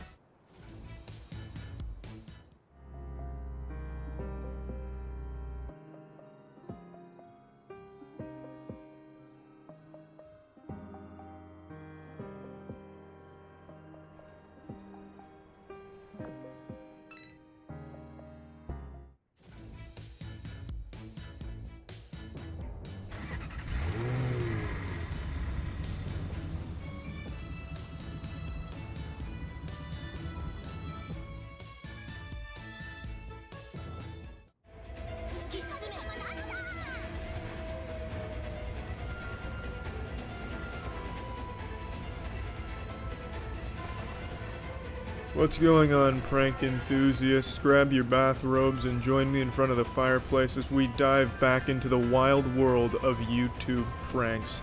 The last time we dipped our toes into this cesspool of top-notch side-splitting comedy, we were graced with Chris Prank Invasion's beautiful making out with my sister prank, where he French kisses his sister for views, damn near butt-fucking her mouth for views.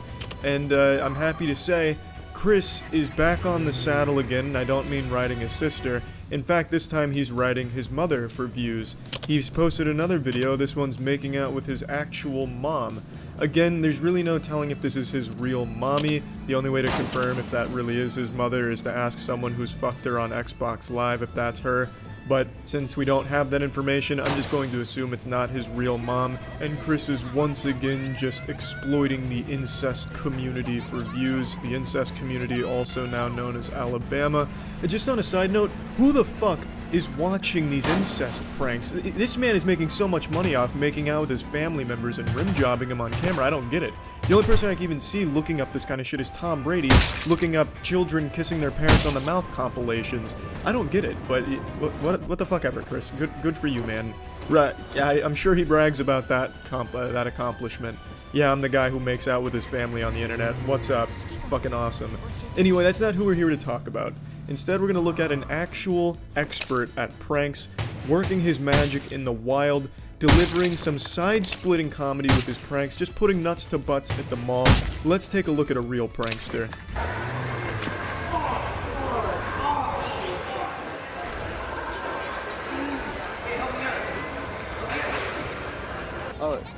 Excuse me, we're doing a survey and we were just wondering, do you have pet insurance? Yeah. I don't have a pet. My parents do. Oh, because I'm about to destroy your pussy. How about that double whammy, huh? That knockout blow, that combination there. Just a 1-2 right to your comedy receptors. Definitely having a hoot and a holler over those two pranks back to back. I understand this is not an adult. And this is exactly why I wanted to talk about this video. This is a kid who's clearly been influenced by YouTube douchebags, and this is like one of 6 videos where he does this all within like the span of a month or 2. It's just super sad to see the kind of impact that these YouTube assholes can have on kids that watch them. The YouTube assholes pay the people to react to their awful scripted shit pranks. But kids don't know any better. They don't know it's fake. So then you have an entire generation of people this kid's age going to the mall, actually sexually harassing strangers, physically harassing strangers, and being a public nuisance because they saw their favorite internet asshole doing it and they're trying to emulate that behavior. So these internet YouTube shitholes are promoting an entire generation of assholes to follow. And it's so upsetting. Oh, I know you're not a track star, but you're gonna have to be ready for this big meet. You guys talking about that pussy, you know what I'm saying? That I don't know. What do you mean? Where the bitches at? My niggas? I'm not recording. He's recording. No, he's not. He's recording you. We're both recording all of us. You know what I'm saying? I was just like, you niggas talking about that pussy. I was on my girlfriend's this morning. I was like, you know. I can't even sarcastically talk about this clip because it's just so goddamn painful and uncomfortable. Everything that could go wrong with his plan went wrong. No one was laughing at his pussy introduction and was immediately exposed for recording. I don't even know how she spotted that. She had the eyes of a hawk. She must have had like a fucking spidey sense tingling in the back of her head. Turned and immediately looked at the camera guy. I don't know what kind of camera he's using, but it must have been really obvious, like a fucking boombox over-the-shoulder camera. Or maybe he was holding his phone out recording like Dr. Frankenstein's monster coming at them. I don't know how she could immediately see him recording. He must have been really trying to make it obvious, but she found it, leading to an even worse scenario. And this kid has so little self-awareness and is so shameless that he doesn't just walk away. He doubles down and keeps it up, and man, it fucking sucks. You know there's 206 bones in the human body. Would you like another one inside of you? Why not? You know you want this big meat? You want me to bless this or what? Are you fucking kidding me? Yes. Are you fucking kidding me? No. Respect, wow. This woman just unironically used the word respect in front of a YouTube prankster?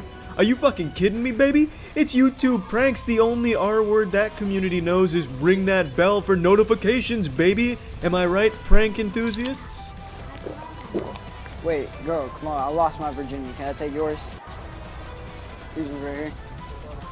Like, I was looking at it and then, like, I realized that this shit's fake, bruh. Look at the shoelaces and the aglets and the seams. They're not even lined up right. This shit's fake, bruh. You looking at them pussy pics, bruh? You into that anime porn? Hey, let me get some of that. Let me get a piece of orange chicken. Ooh. Nothing would make me flip a table over and piss my pants faster than having some goddamn douchebag goober come up to me and touch my food or ask me for the food as he's already reaching for it. Oh, that would make me food. God. Ooh. Nothing would make me flip a table over and piss my pants faster than having some goddamn douchebag goober come up to me and touch my food or ask me for the food as he's already reaching for it. Oh, that would make me livid. But anyway, this guy's the prank god, and I hope you've all learned a little something about how to really execute pranks. As you can see here, the only or nothing would make. Yes. This is fake, bro.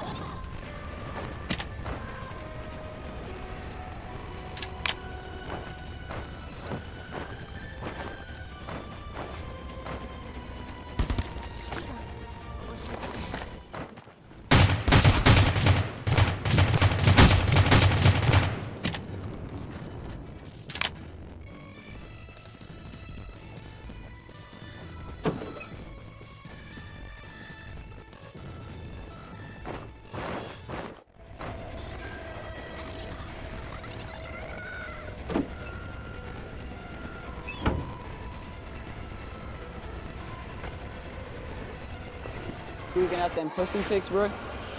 You into that anime porn? Hey, let me get some of that.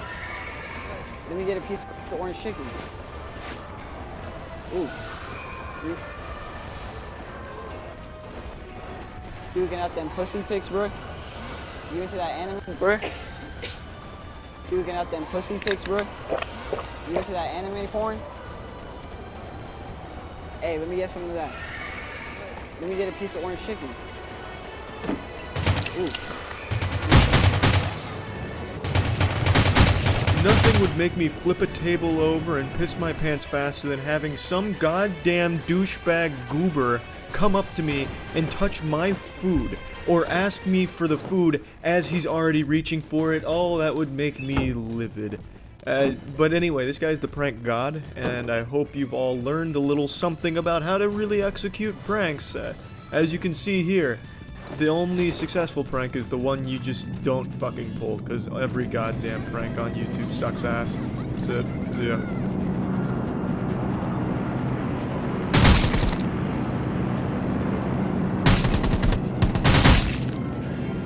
How the fuck's it going, everyone? It's me, your boy 2006 middle school emo hairstyle here. I'm still not getting a haircut. I found a new douchebag YouTuber that I thought would be fun to take a look at. I'm gonna give you a little behind the scenes action of how I keep finding new YouTubers that not a lot of people talk about.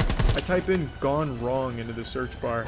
It's basically like a fucking complete compendium of douchebags on YouTube. You can find every single one of them there. It's like the old goddamn Yellow Pages, but on the YouTube site here. It's incredible what you can find by just typing in Gone Wrong. An incredible plethora of douchebags to choose from, so today I chose Nate Garner. This is his beat up prank, where his girlfriend pretends she was beaten up to prank him. Let's go ahead and take a look here. What's up? Yeah, that's me. Thanks. And this is my life. Let me show you how I got here. Yeah, baby. I've been waiting my whole life. It takes only a quick glance at this man. I'm no stranger when it comes to shitting on Rice Gum. He is a toilet for which my butthole is always eager to drop some doo-doo on. I've made that very clear over the last 2 or 3 years. I can't stand this guy. He's the incarnation of a wet fart with a super fake personality preaching some awful shit to children. And it's always just so lovely when he fucks up and the entire internet community is reminded that he has the most insecurities, is the biggest douchebag with the smallest penis. It's like a little bit of a Clue game, you know what I mean? That instead of identifying a killer, you're identifying a huge douchebag, and it's always Rice Gum. Now, we got a little bit of a late Christmas present here because Rice Gum's wrapped up in some controversy. I'm not going to get too deep into what he did because a bunch of YouTubers are talking about it ad nauseum, and I'm not just going to parrot that same shit. The only reason I'm talking about it is because it's Rice Gum and he's a fun little punching bag. So in a nutshell, what he did is he made a video in partnership with Mystery Brand promoting their product, which is a gambling site aimed at children aspiring to be a douchebag. You know, those kids that are growing up watching people like Rice Gum and Jake Paul going, "Mom, Dad, when I get older, I want to be an asshole." So it's a site that hopes to cater to that audience. What you do is you bid on mystery boxes that can have everything from a toothpick covered in cat fuzz to a $250 million mansion. That's actually one of the things in their box, and obviously that doesn't exist. You're not going to become fucking Tony Stark playing your Mystery Brand gambling simulator. That's not going to happen, but children don't know that. You could put the fucking Infinity Stones on there and they'd think they should just start throwing their parents' credit card on the site. Half of the shit from their grand prize pool and their mystery boxes, shit that they just don't have the rights to. There's no way they have. I'm surprised there isn't like a mom and dad get back together item in their shoe mystery box. Or in the Supreme mystery box, you get hover boots from Supreme. Just complete nonsense to draw children in is what it is, and kids don't know any better. Before Ethan H3H3 made the video about this, Rice Gum's video had overwhelmingly positive response to it. People in the comments were super excited about it, talking about the things they were winning, or the things they weren't winning, and they were all super excited. So it's kids that like this, and adults that can see why this is a bad thing. Rice Gum is promoting gambling to these children that are now becoming gambling addicts. If you look at the older comments on his videos, you can see how much they fucking loved it, which is very alarming and sad, and should honestly be illegal if it's not. Now, if you watch his video, or Jake Paul's, or Morg's, or any of the other douchebags that were promoting this site, you'll immediately notice that the site is exactly like the CSGO Lotto scam that was run by Syndicate, T. Martin, and Josh OG, where you do these mystery things and you get this mystery item and it's aimed at children, gambling for kids, which is obviously fucking awful. Now, Rice Gum, in response to all this, made a video, and this man is so fucking dumb he can't even write a sentence without showing how fucking dumb he is. The title of the video is YouTubers Calls Me Out. Are you illiterate, Rice Gum? Did you not go to school? Did you just pay everyone to do your English papers for you when you went? You're like the Floyd Mayweather of YouTube. Absolutely illiterate, but instead of being good at fighting like Mayweather, you're good at nothing. You have no discernible skills. The title should read, YouTubers Call Me Out for being a big piece of shit. Now, calling this video an apology would be like calling Amy Schumer a good comedian. It's not even close. This is not so much an apology as it is a, I'm going down and I'm taking all of these other people with me. He just starts name-dropping a bunch of other douchebags that did the exact same brand deal he did, and that's about it. And then he has the audacity, the gall, to do a $10 Amazon gift code giveaway at the end of his apology. I already did it. The damage has been done. You guys already saw a money-hungry side of me, and it is what it is. And there's nothing I can do but say sorry and give you these Amazon gift cards. So I'm sorry. It just wouldn't happen again. Amazon codes $10 to $20. Just a little giveaway. It's the least I can do after this. Okay, have a good day, guys. I'm sorry again. I hope you guys can forgive me. Oh, shit. Hey, guys. I stole a lot of money from you. I'm sorry. I got you this Subway sandwich. I hope that makes up for it. I'm sorry. I'm sorry. I'm sorry. I'm sorry. I'm sorry. Just such a blatant disregard for giving a shit about his fans. Openly just doesn't care. And it's sad. I don't know why these fans of his continue to stay in this abusive relationship with this guy. This man openly drops trousers and takes a big old pee-pee right in their mouth. I don't know why they accept the golden shower from Rice Gum so frequently, but they do. They must fucking love it. It's their fetish, their kink. I'm gonna be honest, I don't know the deep lore surrounding Rice Gum's humble origins. I'm assuming he came from a very wealthy family based on the way he handles these kind of situations, where he thinks by giving away some money, everyone's gonna forgive him. Like, oh, you're such a fucking saint, Rice Gum. You did this brand deal for more than $100,000 and you gave us $200 in Amazon gift cards that were probably already used when you showed them on screen. Wow, you're a goddamn hero. What a fucking patriot you are. Amazing. This guy is just such a privileged piece of shit. He just doesn't know how to be human anymore. I really just don't think it's in his nature to even understand people. And his conversational skills are atrocious. He went on Logan Paul's podcast and talked about this shit briefly. This man can hardly struggle through a sentence without saying like 1,000 times and having one of those vocal trills, you know, the Hill Valley Girl things, the vocal fries, excuse me, the hey guys, that kind of deal. That's all he can fucking do. That's the only way he can talk. That's all he can sound like. And he's constantly fucking perpetually nasally because he's got like a perpetual cold haunting his fucking sinuses. The man is insufferable to listen to and he can't speak and he's such a piece of shit. Let's go ahead and look at the clip from the podcast. Like, that was sick. Like, I kind of, like, I really wish I was a part of it. I can't fight and shit, so, like, that's probably why I wasn't a part of it, but, like, it's some big shit right there, man. Would you ever fight someone? Yeah, I mean, dude, so look, if we talking about fighting, it's about the opponent, you know what I'm saying? I have nipples, Rice Gum. Would you fight me? And if you do fight me, can you not wear that disgusting stained red sweatshirt you have on? Look at this shit. Look at that sweatshirt. It's covered in ketchup stains and grease marks. That's apparently by design. If this is high fashion, then I don't know what the fuck is wrong with rich people. It is absolutely repulsive and abhorrent. Man, so I guess there's two things that are going on. One is like, apparently I'm promoting gambling to kids, right? So I talked about that. It's my last video. I explained it, but like that is like, I guess I was promoting gambling to kids. By golly, yes. Why, yes, that is what you were doing, Rice Gum. And you know what that means? It means you're a big piece of shit. Well, hey, thanks for joining me on the Shit on Rice Gum video. Don't forget, Rice Gum is not only a big douchebag, but a huge pussy. Brian, if you're watching this, no amount of money you have can make you not a huge pussy. Don't forget that. Take it easy, everyone. See ya.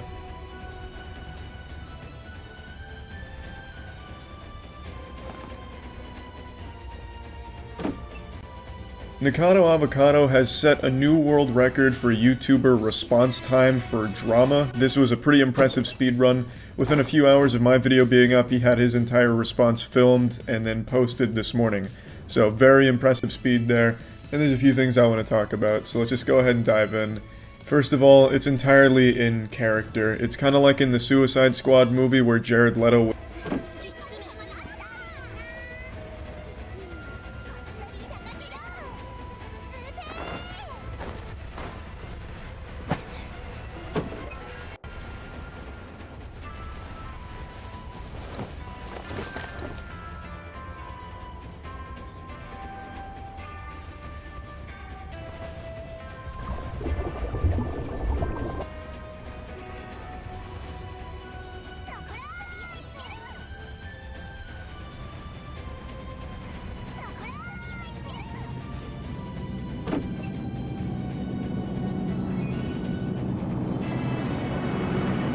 This episode was brought to you by Opera GX.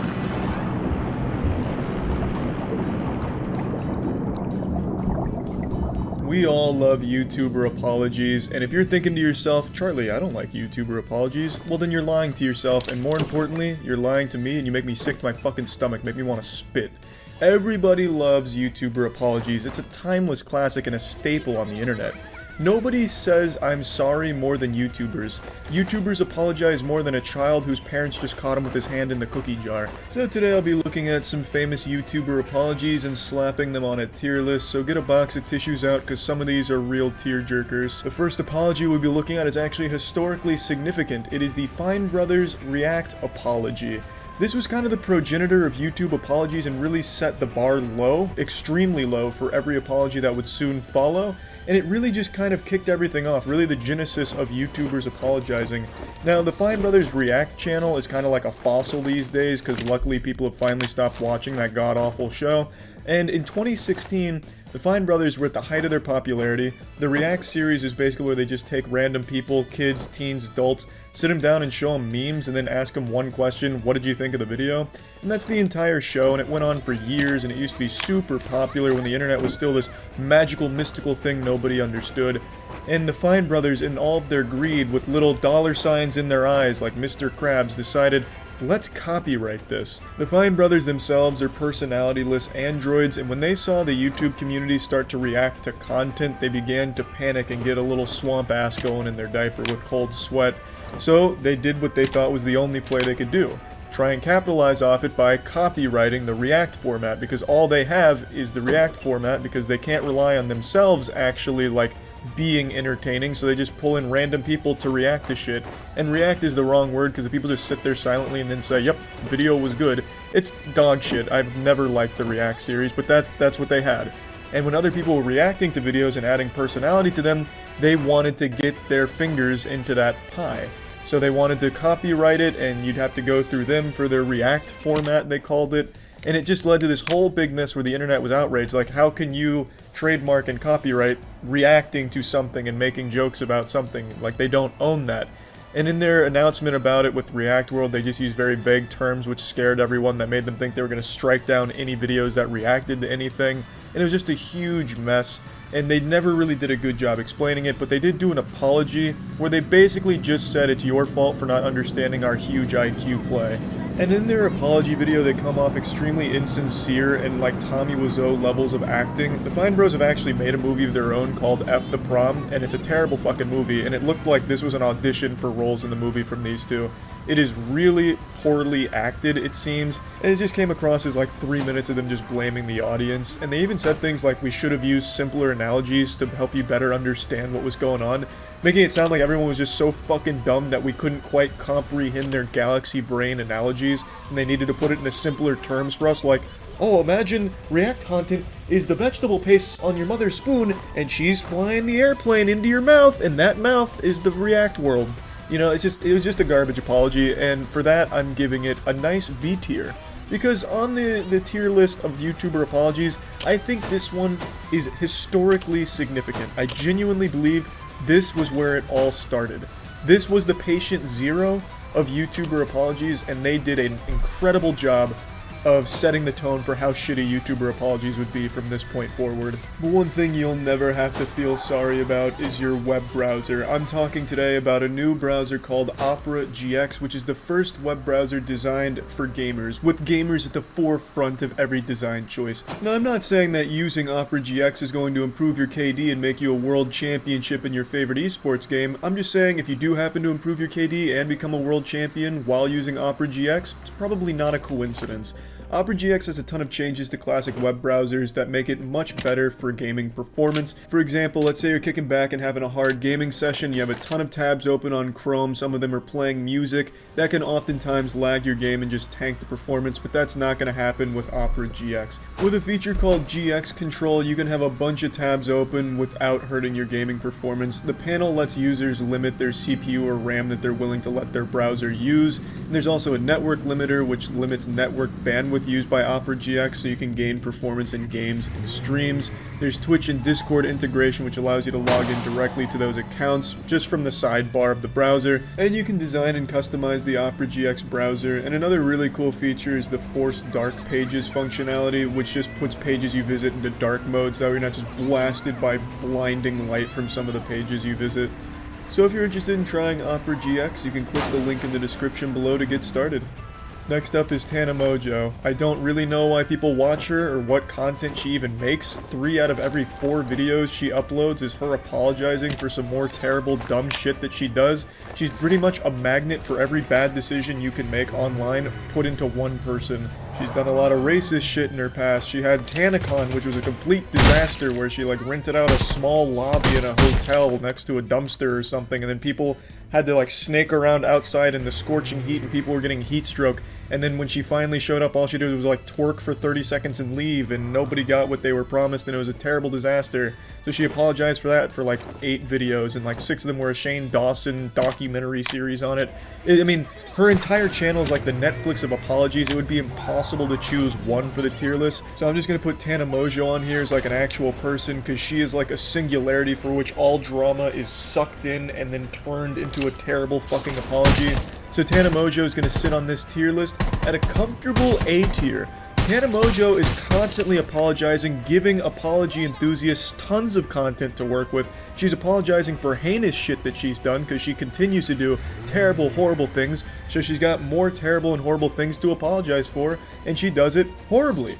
I mean, it is this incredible cycle of continuing to make mistakes, and not taking responsibility for them, but pretending that you kind of did. It's incredible. So when it comes to YouTuber apologies, she is the superstar.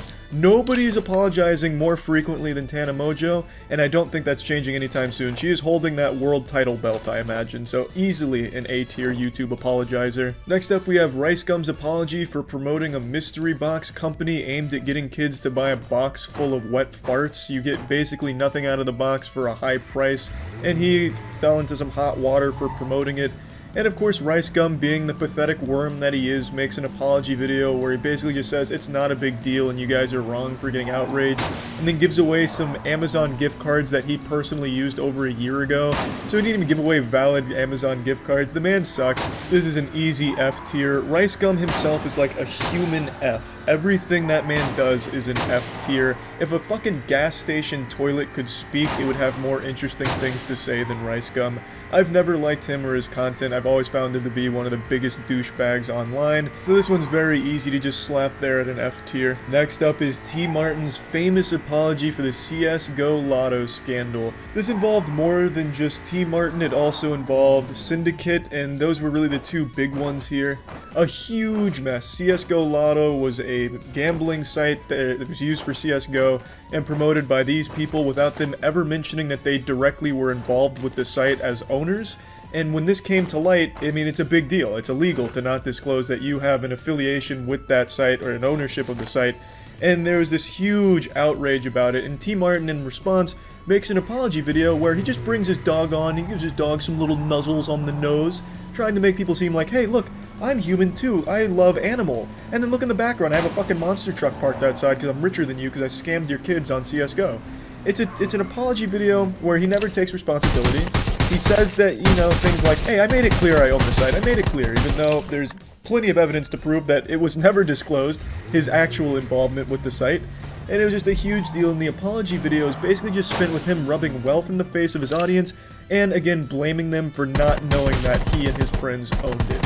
So it's a great apology video because it does exactly what YouTuber apologies aim to do, which is take no responsibility and blame the audience for being dumb. It seems like most YouTubers think their audiences are the dumbest fucking people on the planet, so when they apologize it really comes out, and T. Martin was pulling no punches of how dumb he thought the people that watch him are. And to be fair, if you're still watching T. Martin, you probably are pretty dumb. T. Martin's apology, I'm putting it a C tier, because it's pretty much the epitome of a YouTuber bad apology. It hits all of the beats and tries like bringing a dog in to make it more emotional, which is like some South Park shit. It really went in on being a bad apology. So I think that's definitely a comfortable C tier. Next up, we have one of the most entertaining apology videos, Laura Lee's apology video, where she was apologizing for racist tweets that surfaced from her past. Laura Lee gets on camera and does her absolute best to summon tears from her eyes for 5 minutes. She's trying to be like a tear sorcerer, where she's trying her absolute best to just conjure a little moisture in her eyes to make it seem sincere that she's sorry for whatever she's apologizing for, but she just can't do it. So she does like little fake moans and like tries to wipe her eyes, like scratch her eyes and make them forcefully, you know, leak some water and fluid, but she just can't. So it's 5 minutes of Laura Lee struggling to cry while trying to apologize and say how sorry she is. It is a beautiful disaster of an apology video. Truly one of the best. This, easy S tier. Laura Lee's apology, absolutely an S tier. It is wonderful. And there's really nothing else like it in the apology community on YouTube.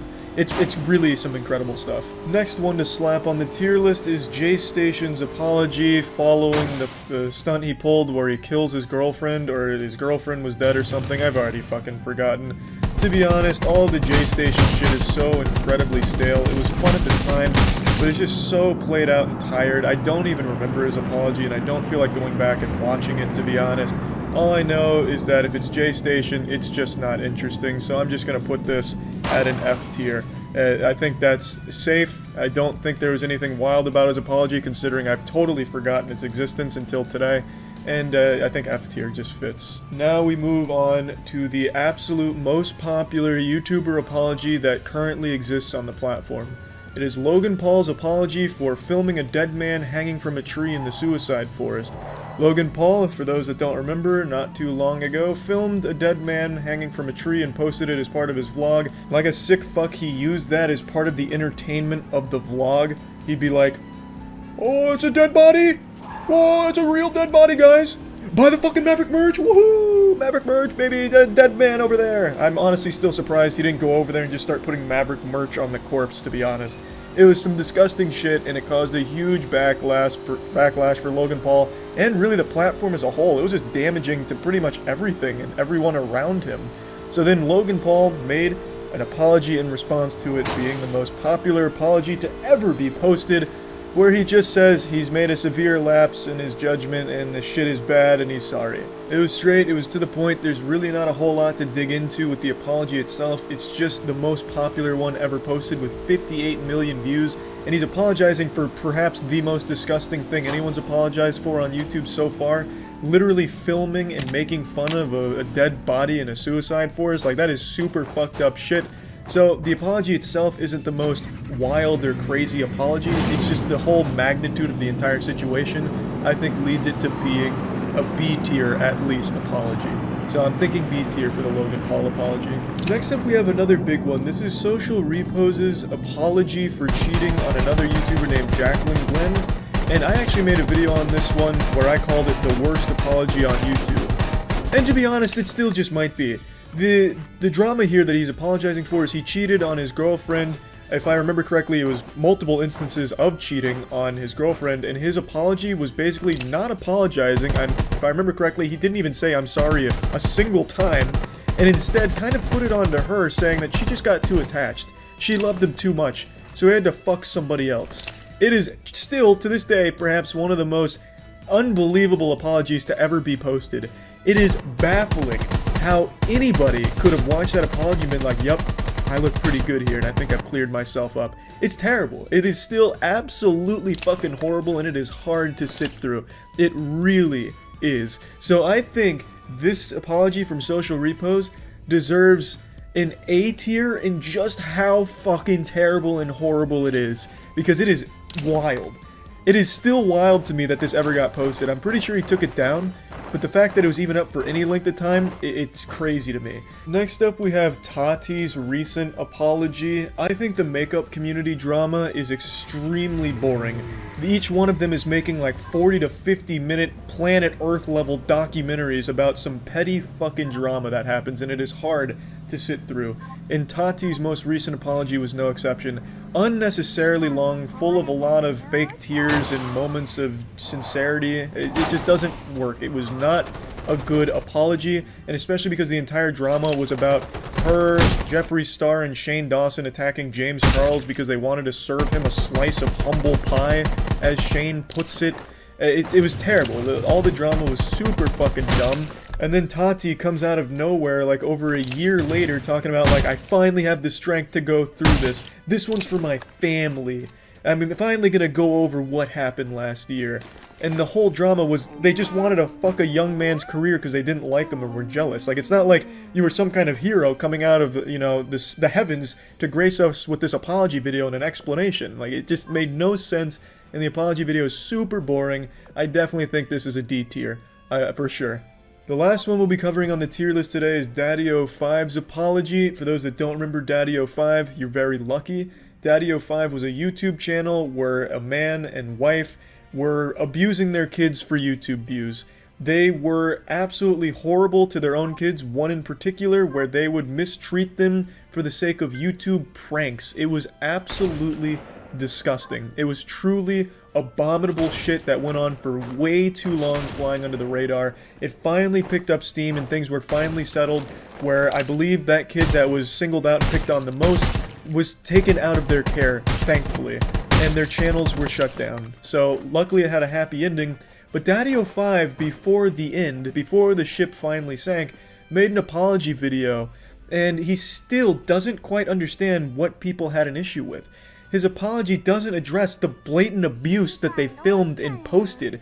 They would mistreat their kids for all to see, and yet they couldn't register it. They called them jokes and pranks and that people just didn't get it, and in their apology they're like, well, if I didn't know these people, I'd think it was bad too, but knowing us, we know it's not bad, and the kids like it.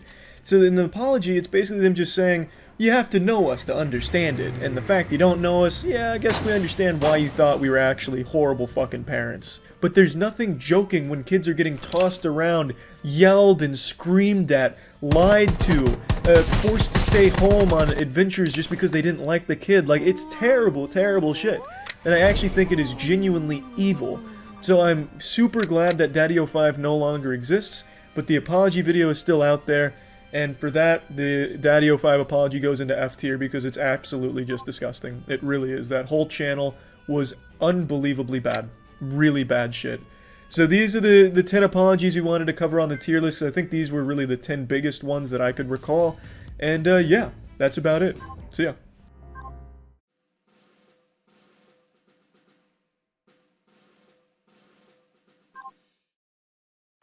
It's time once and for all to answer the question on everyone's mind over the last month. Who are the best Karens? We've had so many incredible postmenopausal women melting down in public recently in spectacular fashion, all captured on video, and they're all great. But who are the best? And that's what I'm here today to answer.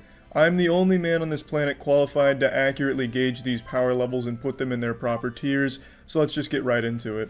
Now starting us off, we have the horror movie Karen here, the ghost-type Pokemon. This is a haunted Karen, and I'll put clips of each of these Karens just to refresh your memory on who these characters are in the Karen lore and extended universe. Hi, I'm asking you if this is your property. Why are you asking? Because it's private property. Because it's private property, so are you but not on people's property? Okay. Absolutely. Sure. Just respectfully. Sure. This is who I imagine greets you at the gates of hell. Like right before you cross the threshold over molten rock, she's like sitting behind the desk like some kind of angry librarian and welcoming you aboard. So now why have I given Scary Karen an A tier rating? It's actually a very tame freakout, if you can even call it that. She just kind of acts like a moderately annoyed spirit that was awakened because this man spray painted on the property that she was haunting. So why is it worthy of an A? Well, it's because I think she's fucking terrifying. Next up, we have breakdancing Betty, Guardian of Blueberries. We're not wrecking it. There's literally so many berries everywhere. Oh my god, we're not wrecking it! Oh, there's so many berries out here. There's so many berries. Now, I can of course respect the energy here. In fact, I love it. I love her energy here. That dance she does where it looks like she's playing Beat Saber or swatting away mosquitoes, it's fantastic. But after that, it's all downhill and it just devolves into just some fucking boring dialogue. It's like she expended her entire day's worth of energy hitting that like wacky inflatable arm flailing tube man dance she did there out of nowhere. It's like she was waiting for the right moment to unleash that, her trump card, and when it didn't scare away the berry predators, she was defenseless and just resorted to just some shitty conversation, so I had to give it a B.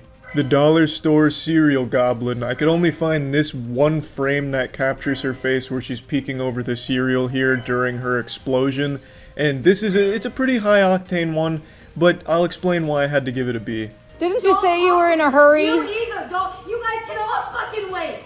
Don't talk to me. We are waiting with patience and kindness. No, you're all fucking talking to me when I told you not to. Run your bitch ass mouth like the dumbass cunt that you are. Cool. She's in my face touching me. Call the police. I'm cool with that. Not on her. She's touching me. Yes, it is. You spit on her. This is just a textbook Karen freakout. If she was a Mortal Kombat fighting game character, she would be a pretty well-balanced and well-rounded character. She's got some great up-close and personal attacks with her screeching and screaming, and she even has some projectile-based attacks as well, such as spitting.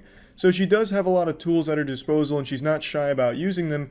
But I think this is definitely a B-tier freakout because it's not filmed great. I don't even really get to see the woman, so I don't have a chance to really learn about the character and connect with her and really just kind of see what she's all about. I said you're the same kind of people that walk the Jews right into the gas tank. Oh, good. Thank you. Instagram, you have Facebook. I'm all over the place. I'm a musician and a very popular one.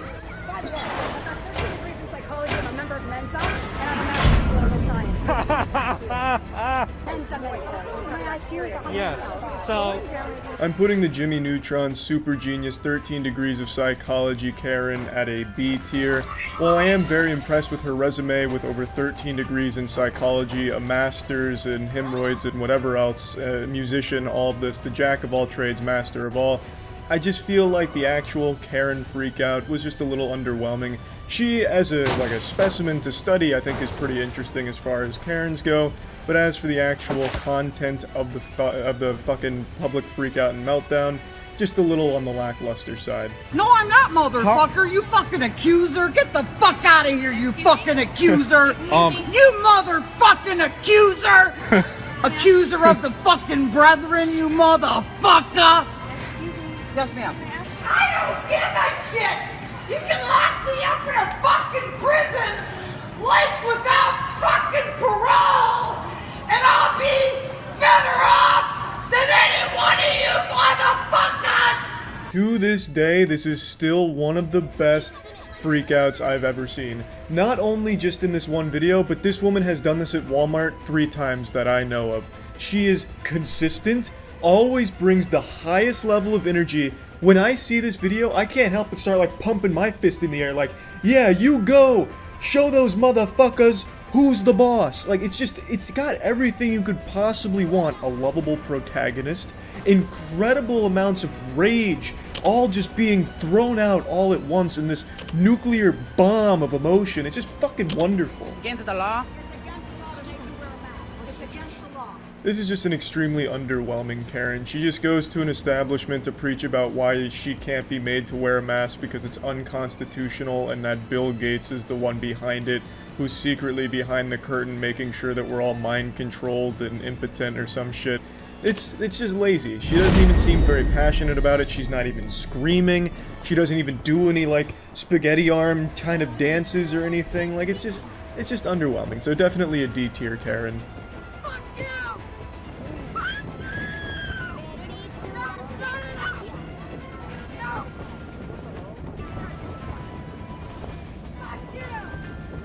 This absolutely deserves an A rating. I probably don't even need to defend this one. The only reason it's not an S is because she doesn't get physical, nor does it last a super long time. It's only about a minute worth of her screeching, and it's just great. She strikes some big poses, big fuck yous, not only at the cameraman, but at the security guard and some mysterious man behind her. She's just tossing fuck yous out like candy on Halloween right now, and she's doing it in an ear-piercing manner. She's got great control over her vocal cords, from very guttural lows to the very screamo highs of fuck yous. Just very impressive. This is what we're gonna do. We're gonna do the last one. Now what do you do? Of course, this miserable maiden, this woman tried to break up a street performance because she didn't like all the noise going on in her neck of the woods. So she goes up there, gives everyone the finger, and refuses to leave for like 10-15 minutes till the cops have to forcibly remove her from the premises. This is a B tier freakout for sure. She was able to completely shut down the performance for like 15 minutes, which is pretty impressive, and then got arrested. So there's a happy ending.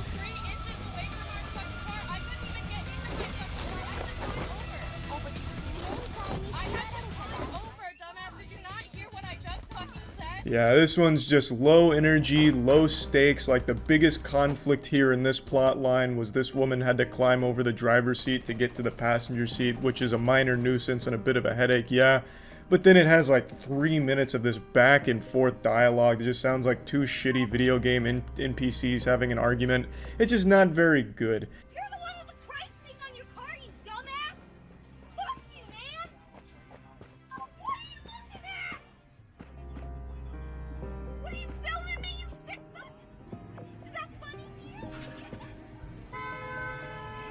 This one's definitely not bad. This lady's attacking the car in front of her, to the side of her. She's putting her ass on everybody's face. And then she notices the camera.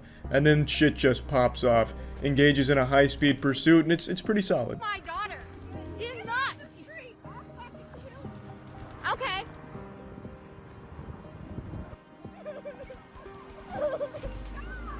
Yeah, this is another pretty interesting one. This lady looks like 5 generations worth of inbreeding and rage. She threatens to kill a woman all because of something her daughter was doing, because I don't even remember now, to be honest, but it was something because this lady hated the woman's daughter, so was filming the daughter and up in her face and threatens to kill the woman, and then Alex Jones has to like reel her back in. It's a C-tier freakout.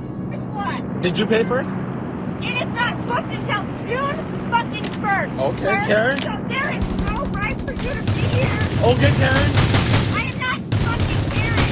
Really? Get the fuck away from us. You are not respecting our boundaries. We got 60 in You there. are not respecting our Oh, get away. Okay. What do you want for it? What number? This is 35. Be quiet. Just be quiet. She's. Can you tell me what your name is? Rick. I don't have to give my name. Look.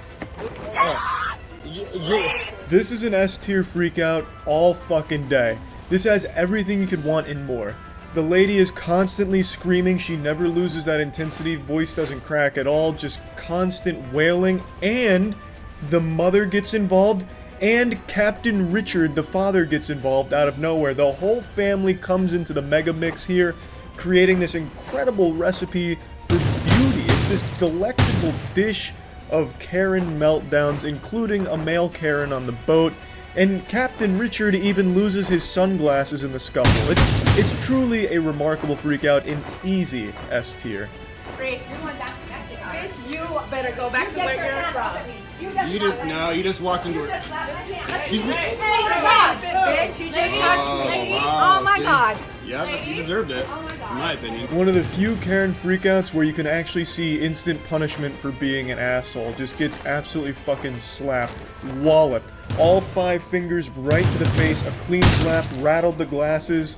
It was pretty solid stuff, definitely a B tier freakout. The only reason it's not an A is because there wasn't like enough of a build-up. We came in towards the end of the conflict, but overall still pretty solid. Anymore, okay? Next time you ever talk to me like that, you're gonna get your ass kicked by my family. They're gonna fuck you up. Oh, okay, you're Do you making know a how racist many comment people right can't now? stand you being Oh, here? great. You play games. We don't play games. Oh, what kind of game are you playing? I play games where you get fucked to death.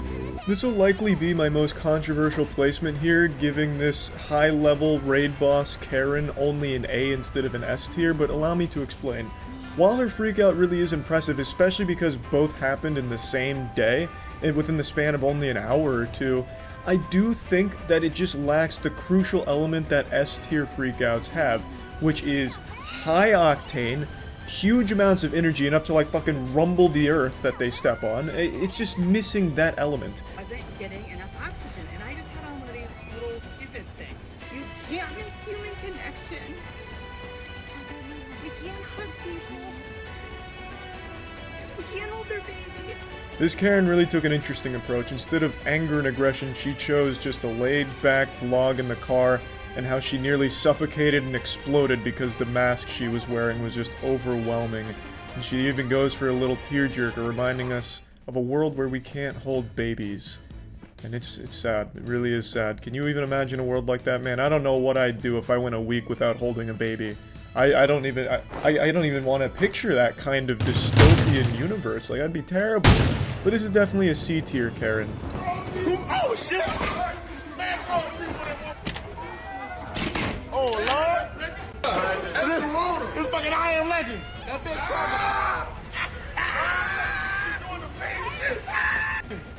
Here, Karen. Oh, shit! Oh, Lord! This fucking I Am Legend! That bitch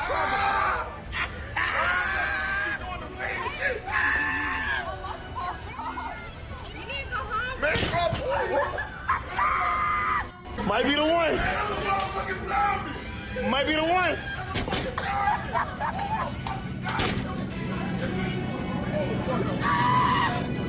Absolutely, without a shadow of a doubt, unanimously tins from every judge, this is 100% an S tier Karen to finish it off right here.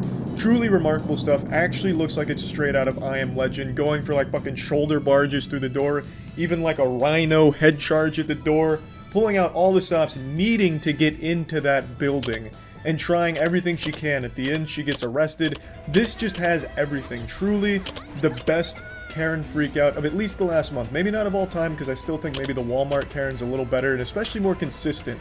She does that at least once every 6 months. So unless this lady's doing this once a week or once every 3 months, I still think the Walmart Karen's got her beat. But for at least the last month or so of this Karen breakout, this is probably my favorite one. So anyway, this is the conclusive tier list here. This is all 100% accurate. Any other tier list of Karens will not be as accurate as this one. That's about it. So yeah.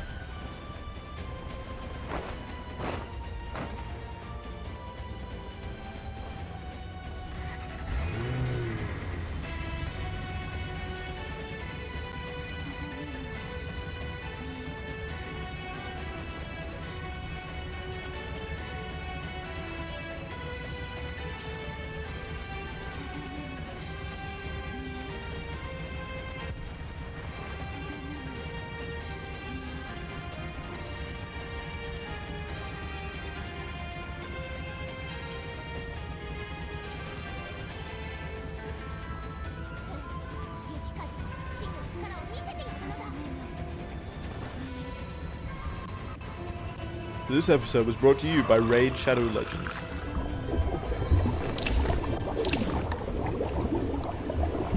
The only thing more dangerous than playing Russian roulette is going to a gender reveal party. They have become something of a hellish nightmare where you gamble with your life when you go to a gender reveal party, constantly setting off explosions, shooting cannonballs, making pipe bombs, setting the world on fire. Gender reveal parties are basically just modern terrorism, but you get to know whether or not your friends are having a boy or a girl, something that no one gives a fuck about. These trends aren't going anywhere, and they're only getting more and more extreme. Recently, like I just covered, there was an earthquake set off because of so much fucking tannerite blown up to celebrate the birth of their upcoming boy. So I figured, let's tier list these. I figured it makes the most sense to start with the gender reveal party that really put it on the map, and put the bar extremely high for all the other ones to match. This was 2017 in Arizona.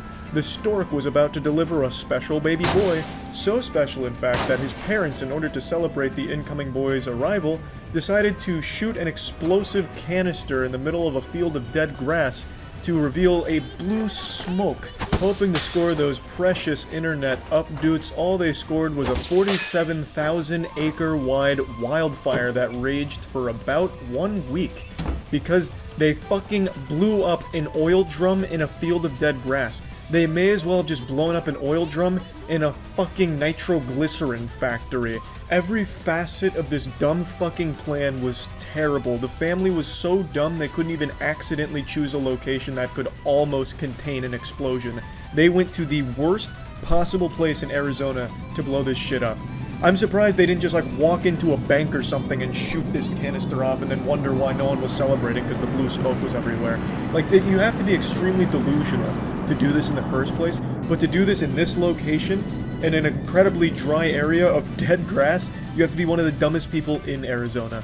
It's been 4 years since this happened, and I have no doubt that child has grown up to be a psychopath, because this is just a bad omen. You are bringing this child into a world that no longer wants him because it burnt down half of their fucking town, just getting ready for him to arrive. For just a brief moment, they opened the gates of hell, brought hell to earth to let the town know that there was evil coming. And it's not even the kid's fault, the parents cursed him.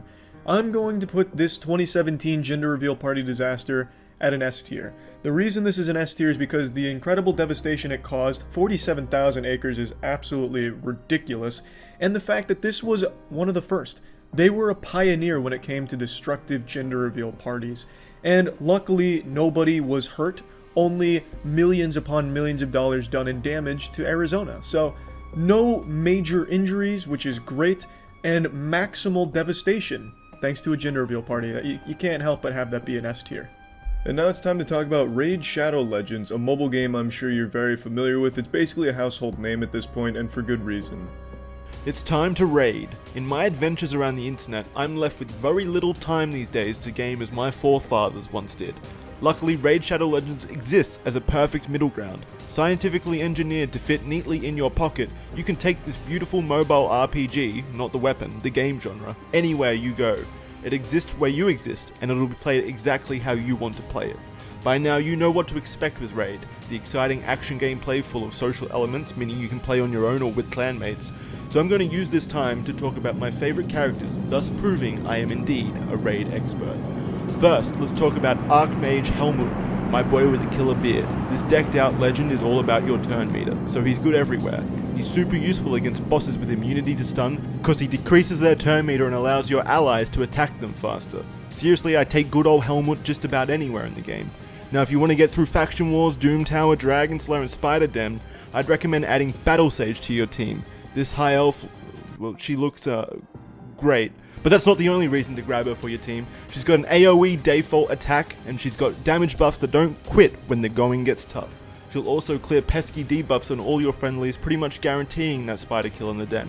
These are just some of the great champions waiting for you in Raid. Just this month, Raid released an insane amount of new content, including 11 new amazing champions, 200 brand new missions, and so much more. I'm not going to give you all of my special tips just yet, you have to earn that yourself. Raid has also added 5 tough new levels to almost every single dungeon in the game. So what are you waiting for? Go to the video description, click on the link and support the channel and Liquid Ladder by downloading Raid Shadow Legends today. So if you're interested in trying Raid Shadow Legends for yourself, make sure to click the link in the description below to get started. Next up, let's move on to the California wildfires. These were absolutely massive. And it was started on September 5th by a family that was excited about their upcoming child, so much so that they got a pyrotechnics device made by their uncle, probably thrown together with popsicle sticks and butane lighters. They brought it in near El Dorado, and the bad boy malfunctioned, and this son of a bitch caught half of California on fire. 22,000 acres worth. It caught El Dorado Ranch on fire first, and it continued to spread. It lasted from September 5th to November 16th of 2020. One firefighter perished trying to tackle these flames, and it was a massive, massive disaster that was felt by so many people in California, all because this dumb fucking family thought it was a good idea to bring a pyrotechnic device near highly flammable shit. And by highly flammable shit meaning, I'm pretty sure they set it off in an actual dead bush. So, this is what caused those massive fires you heard about, and I'm sure you already know it was a gender reveal party, but just in case you didn't, there's the big reveal. It was started by a gender reveal party.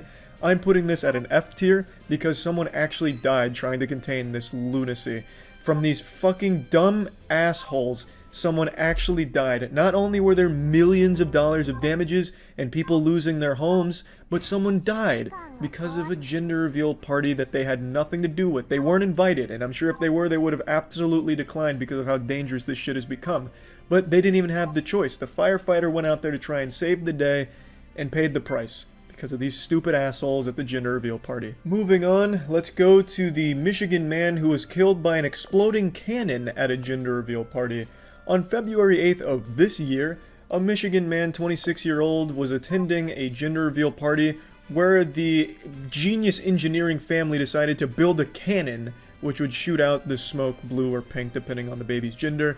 Unfortunately, Jimmy Neutron didn't calculate things correctly and the cannon exploded, launching shrapnel 15 feet through the air and impaling the 26-year-old, hitting him right in the chest, who later died from his injuries. I don't know if this was like an actual murder attempt or if this was truly just a gender reveal gone wrong. This is like some shit you'd see in like an anime or something where it's like an elaborate plot by the villain to kill somebody inconspicuously. I couldn't tell you, but it was at a gender reveal party, and of course, someone died. Because everyone at these parties, these families, think it's such a great idea to play with explosions that they've never even attempted to. They're not qualified to even understand. And they build like pipe bombs and these fucking ticking time bombs. He basically built a grenade and killed his friend. This is also going in the F tier because someone died in an extremely awful way. He just went to a gender reveal party, probably sipping on brewskis, just going there to pretend that he cares about the gender of his friend's baby, and then he died for it because his friend's a dumb fucking idiot. Absolute F tier. Let's go in a more lighthearted direction. Here's a gender reveal party where the two people dressed up in giant baby costumes and had a little boxing match. This one's harmless, except for the two people involved. Granted, they weren't doing like mixed martial arts or anything, but I still can't imagine it felt good to get pummeled in the ring. I'm gonna give this an S tier. No one was hurt. It almost seems kind of fun too. Lighthearted, happy. Gender reveal parties are still a horrible trend, but at least these people did it correctly, where the guests were having a good time. No one was in danger, unless of course the people wearing the baby costumes had like dynamite strapped to their feet or something that they were gonna blow up and make go into blue smoke or something. So it was safe, it was enjoyable, and it was goofy. That's an S tier. In what is easily the most Florida shit I've ever seen, a couple revealed their baby's gender by having a giant fucking alligator bite down on a watermelon filled with blue dye to announce they were having a boy. To which the crowd went, "Woohoo! Shooey!" Literal shoo-wees and yee-haws from the crowd. It is the most Florida shit of all time. And this is a massive gator, by the way. He didn't cop out and just get like a small gator. You got a goddamn dinosaur. This is an F tier as well because he brought the gator into play. It's also really fucking dumb. It is dangerous. All the guests were subject to a potential attack from the alligator. I didn't like anything about this. I think it's just an easy F tier. This guy and his sister were so excited to announce they were having a baby boy that they just brought a giant alligator in here to do it. I don't know why. It just does. It's just fucking dumb. It's just a bunch of dumb people again. Last month there was a gender reveal party where a couple hired a pilot to fly around doing acrobatics in the air, something straight out of a fucking World War II video game, doing like barrel rolls and shit.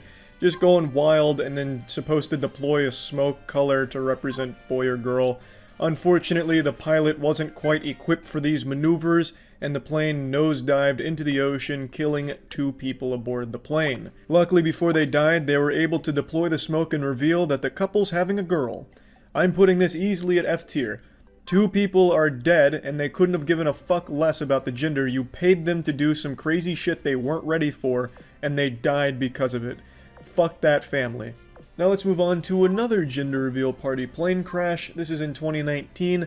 A pilot flying his crop duster deployed smoke, blue or pink depending on the gender, and after deploying the smoke, fucking crashed into his crops.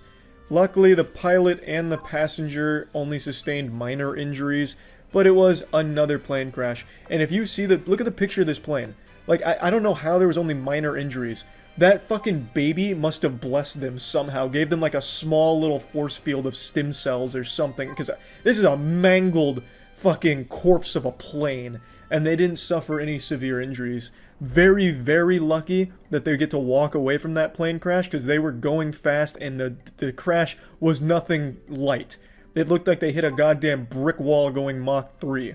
But they survived, and now they get to go on to this tier list. I'm giving them an A tier. Now let's move on to some goofier ones involving cars, because those really tough car guys wearing their leather jackets and hopping in their souped up ride where they just drop the exhaust and make it loud as fucking obnoxious, they really love that blue smoke. So there's quite a few of these car gender reveal parties gone wrong. We'll start with this one from Australia where a 29-year-old man actually got charged for it because it was so fucking bad. He had blue smoke blasting out of the car doing a burnout on the street, but his car caught on fire and was totaled as a result. So this is actually a very good gender reveal party. The only one in danger was himself. The fire was contained, and he lost his vehicle because of it. All in all, a happy story. This is an S tier. This is just a feel-good gender reveal party story. Moving on, here's this weird piece of shit that has like a dumb Spitfire thing on the side over here, which is pretty indicative of what happens next. Doing a burnout in their backyard, he shoots flames at his own fence and yard, catching it on fire briefly and deafening the entire crowd and putting them at risk for smoke inhalation deaths, as well as just subjecting them to a possible cremation at the hands of this Mad Max style dog shit vehicle. So this is also going to be an S tier from me because he fucked up his backyard and his car. So the only one that lost anything was this dumbass. So fantastic there as well. Back-to-back S tiers. Let's go back to a sad tragedy of a gender reveal party. In 2019 in Iowa, multiple members of a family got together to create a gender reveal device that would explode into blue smoke. They were obviously not qualified to be toying with explosions. I don't know what their degrees were. If I had to guess, it was probably in like skinning squirrels or some shit. And what they ended up creating was a pipe bomb. So they gathered their whole family there, and this crew of genius inventors brought out their magnum opus, They set the pipe bomb down, it blew up, sending metal shrapnel everywhere, and it struck a 56-year-old woman, killing her instantly. Right in the head. This is an F tier. They fucking killed somebody because they're so fucking dumb and narcissistic, throwing this kind of dangerous shit. It's crazy. It's actually fucking crazy. There's still quite a few more, but I'm only gonna tier list one more, and it's the most recent one. Last month, actually not even a month ago, it was only a few weeks ago, a family went to a local quarry and got 80 fucking pounds of tannerite and detonated it, causing a small earthquake which rocked 2 states, causing multiple houses to have shit fall off of it and damage multiple things.